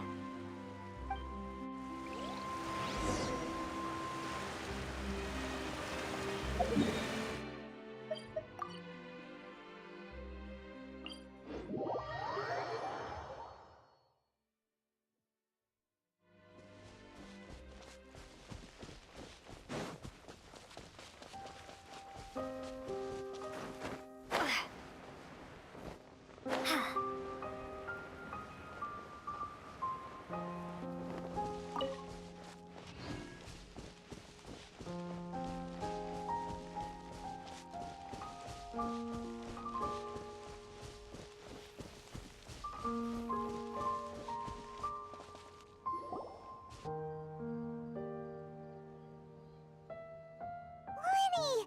There you are. Are you alright? Paimon was scared to death when the chain broke. Paimon was sure something had gone horribly wrong. Magic is a performance art. A magician has to get creative to keep the audience on tenterhooks. That's our job. So I tweaked Caesar's original setup a little to keep it fresh. I was honestly a little nervous during the live performance. The thought of falling, suddenly feeling weightless, seeing the sky and the ground spinning and spinning. Sometimes, I can't help but wonder what Caesar thought in those final moments. Did he regret taking Gemma and Lorenzo on? Or did he believe that it was his own slip-up right until the end? You know, Paimon's been wanting to ask you about something ever since we were in Caesar's workshop. You learned magic from Caesar once, didn't you? When was that? After I joined the House of the Hearth. To be honest, Lynette and I had an agenda when we approached him. I told you about my past before, remember? As a young boy, I survived by secretly learning magic from street performers. I'd watch their tricks and try to figure out how they were done. But I quickly realized that observation alone could only get me so far. What I saw was the polished final performance, but the rigorous training they put in behind the scenes remained invisible to me. I needed to learn how to improve my sleight of hand, hone my misdirection skills, and make niftier props. We were gifted enough that we'd made some progress by ourselves, but without proper guidance from a professional magician, we quickly plateaued. So that's why you sought Caesar out? Yes, we figured there was no harm in asking, but it took us by surprise that he was so willing to teach us. In all, we only spent 10 short days together, but he was very good to us. By contrast, we hid so many things from him. For instance, when he asked why I wanted to learn magic, I answered, "It's my passion." But in truth, there was already a lot more to the story by then. After being taken in by an aristocrat for our magic talent, then betrayed soon after, this was no longer about me doing what I loved. What amazed me was how the lie escaped my lips even as I was hesitating over whether to tell him the truth. Trust is a beautiful thing. Sadly, I'd forgotten how to trust by then. Lenny.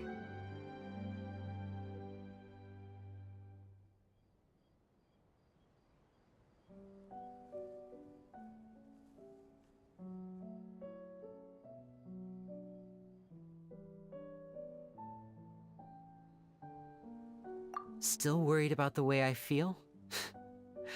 You really are a gentle soul, aren't you? But don't worry, I'm used to it now. From the mansions of the elite to the House of the Hearth, lies and selfishness have followed me and Lynette everywhere we go. After Caesar went on tour, we became busy with our missions. The next we heard of him was that he'd fallen to his death, and was now declared to be the Phantom Weasel. That night, I remembered his smile. But as I lay there, I didn't know what to say to him. To keep secrets is to put up walls. The longer you keep them up, the less you let people in. Then, one day, you look around and realize your life is like an empty auditorium after a show, full of seats once occupied by all the people who left. But I guess that's the price we have to pay. You only realize how much someone really meant to you when you lose them completely. That's why I was so confident this would hurt Gemma. Because I felt it for myself. Yeah, cheer up, Winnie. We've had to say our fair share of goodbyes during our journey, too. But whatever happens, Paimon always believes in what tomorrow brings. Delicious food, fun toys, and the Traveler by my side. Paimon just needs to focus on things like this, and all the unhappy stuff goes right out the window. You know, Traveler, doesn't that kinda make you Paimon's truth? Exactly. It's the same for me and Lynette. We are the truest thing each other has in the world, and nothing can replace that. Life has taken plenty from us, like it did from Gemma. But at least it left us with each other. That's what gave us the strength to get through the darkest days. That's why the darkness never consumed me, and why it never will. Maybe we live in the shadows too, but we remember every precious ray of light that shines through. All right, time to lighten this conversation up a little. What did you think of the show tonight? Were you happy with it? It was amazing! Paimon just wishes we hadn't been so distracted with the Gemma situation. We spent most of our time in the Opera House just talking and pretty much missed the entire first half of the show. Lenny, could you do just one more trick for us? Whoa, that's a bit of a tall order, I'm afraid. The show's just finished, so my sleeves are decidedly card-free right now. Aw, come on! Surely you can think of something. The Lenny Paimon knows can do anything if he puts his mind to it. Oh, all right then. I'll give it a go, but only because it's you. Watch closely. I have a flower in my hand. You liar! There's nothing in your hand! We ain't going along with this! Huh? My goodness, you're right. But I could have sworn I brought one here with me. Okay, try this. Count down with me. 3, 2, 1. 3, 2, 1. Now, have another look around. Maybe the flowers appeared somewhere else. Really? Let's see. Wow, there it is! Oh, this is a different flower from the last time, right? This one's called, oh yeah, a rainbow rose. But more importantly, Paimon has to know how the trick is done. Please, Lenny, pretty please! Well, if you want to learn magic, you'll have to start by addressing me as teacher. Fine. Please, teacher, please! Since you asked so nicely, I'll share one little tip with you. Namely, the student of magic cannot solely rely on others being prepared to reveal their secrets. You have to observe, think, and find the answers for yourself. Is that it? Look at the time. We shouldn't linger here too long. Thanks again for coming to see my show. I bid you both good night. I look forward to seeing you again. All right, fine. See ya. Shall we head back down too? Paimon can't wait to read The Steambird tomorrow. Paimon bets Linny and Caesar will be plastered all over it. Let's head to the Steambird's offices tomorrow morning and see what we can find out.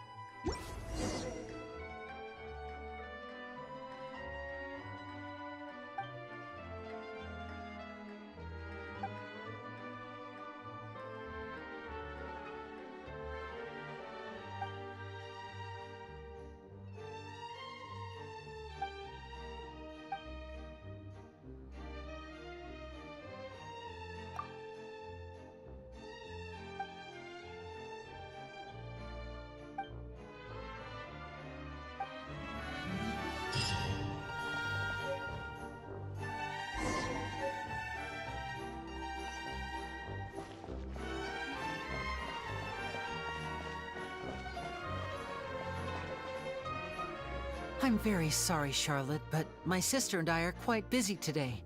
I'm afraid we'll have to decline this interview. Oh, please, Linny, I'll only take a moment of your time, if you would be so kind. Huh? What's happening here? I spent all night writing my piece about the Phantom Weasel, and it was going to go to print this morning. But just as dawn broke, I suddenly received news that Caesar's fiancée, Gemma, had contacted the guards and confessed to having been the real Phantom Weasel all along. That was quick. Hmm? Too late, bro.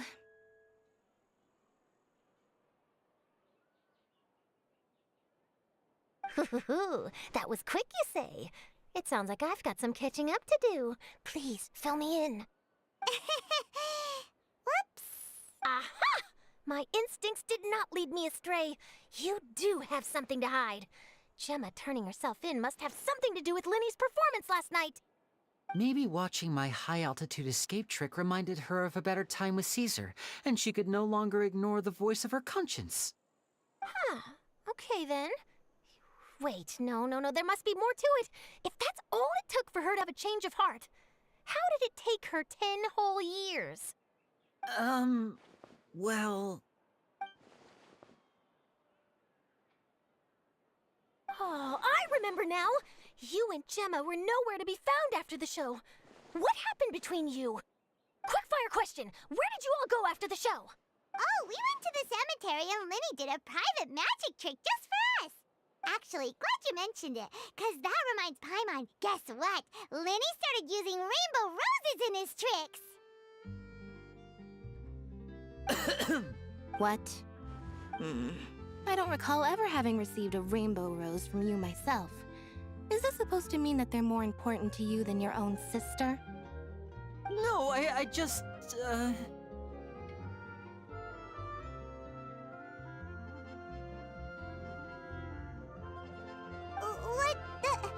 What now? Oh, did Paimon say something wrong again? This is getting pretty awkward. What do we do, Traveler? Seems like this interview wasn't meant to be. Well, never mind. There's always next time. Forgive my persistence, but when there's explosive news waiting to be found, I can't turn away. The news about Gemma has already made waves, and I'll stop at nothing to get to the bottom of it all. Apparently, one of the things she said to the guards was that her final wish is to see Lorenzo one last time. There's clearly a web of complicated relationships there. Can't blame me for being curious. All right, I guess I'll leave you to continue the rest of your conversation in peace. Bye for now.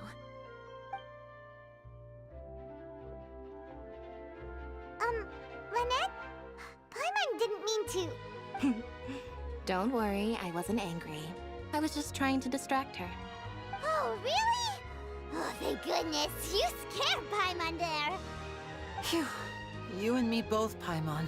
You and me both. At least it did the job, right? Please, take good care of that rainbow rose. I'd be really upset if you lost it.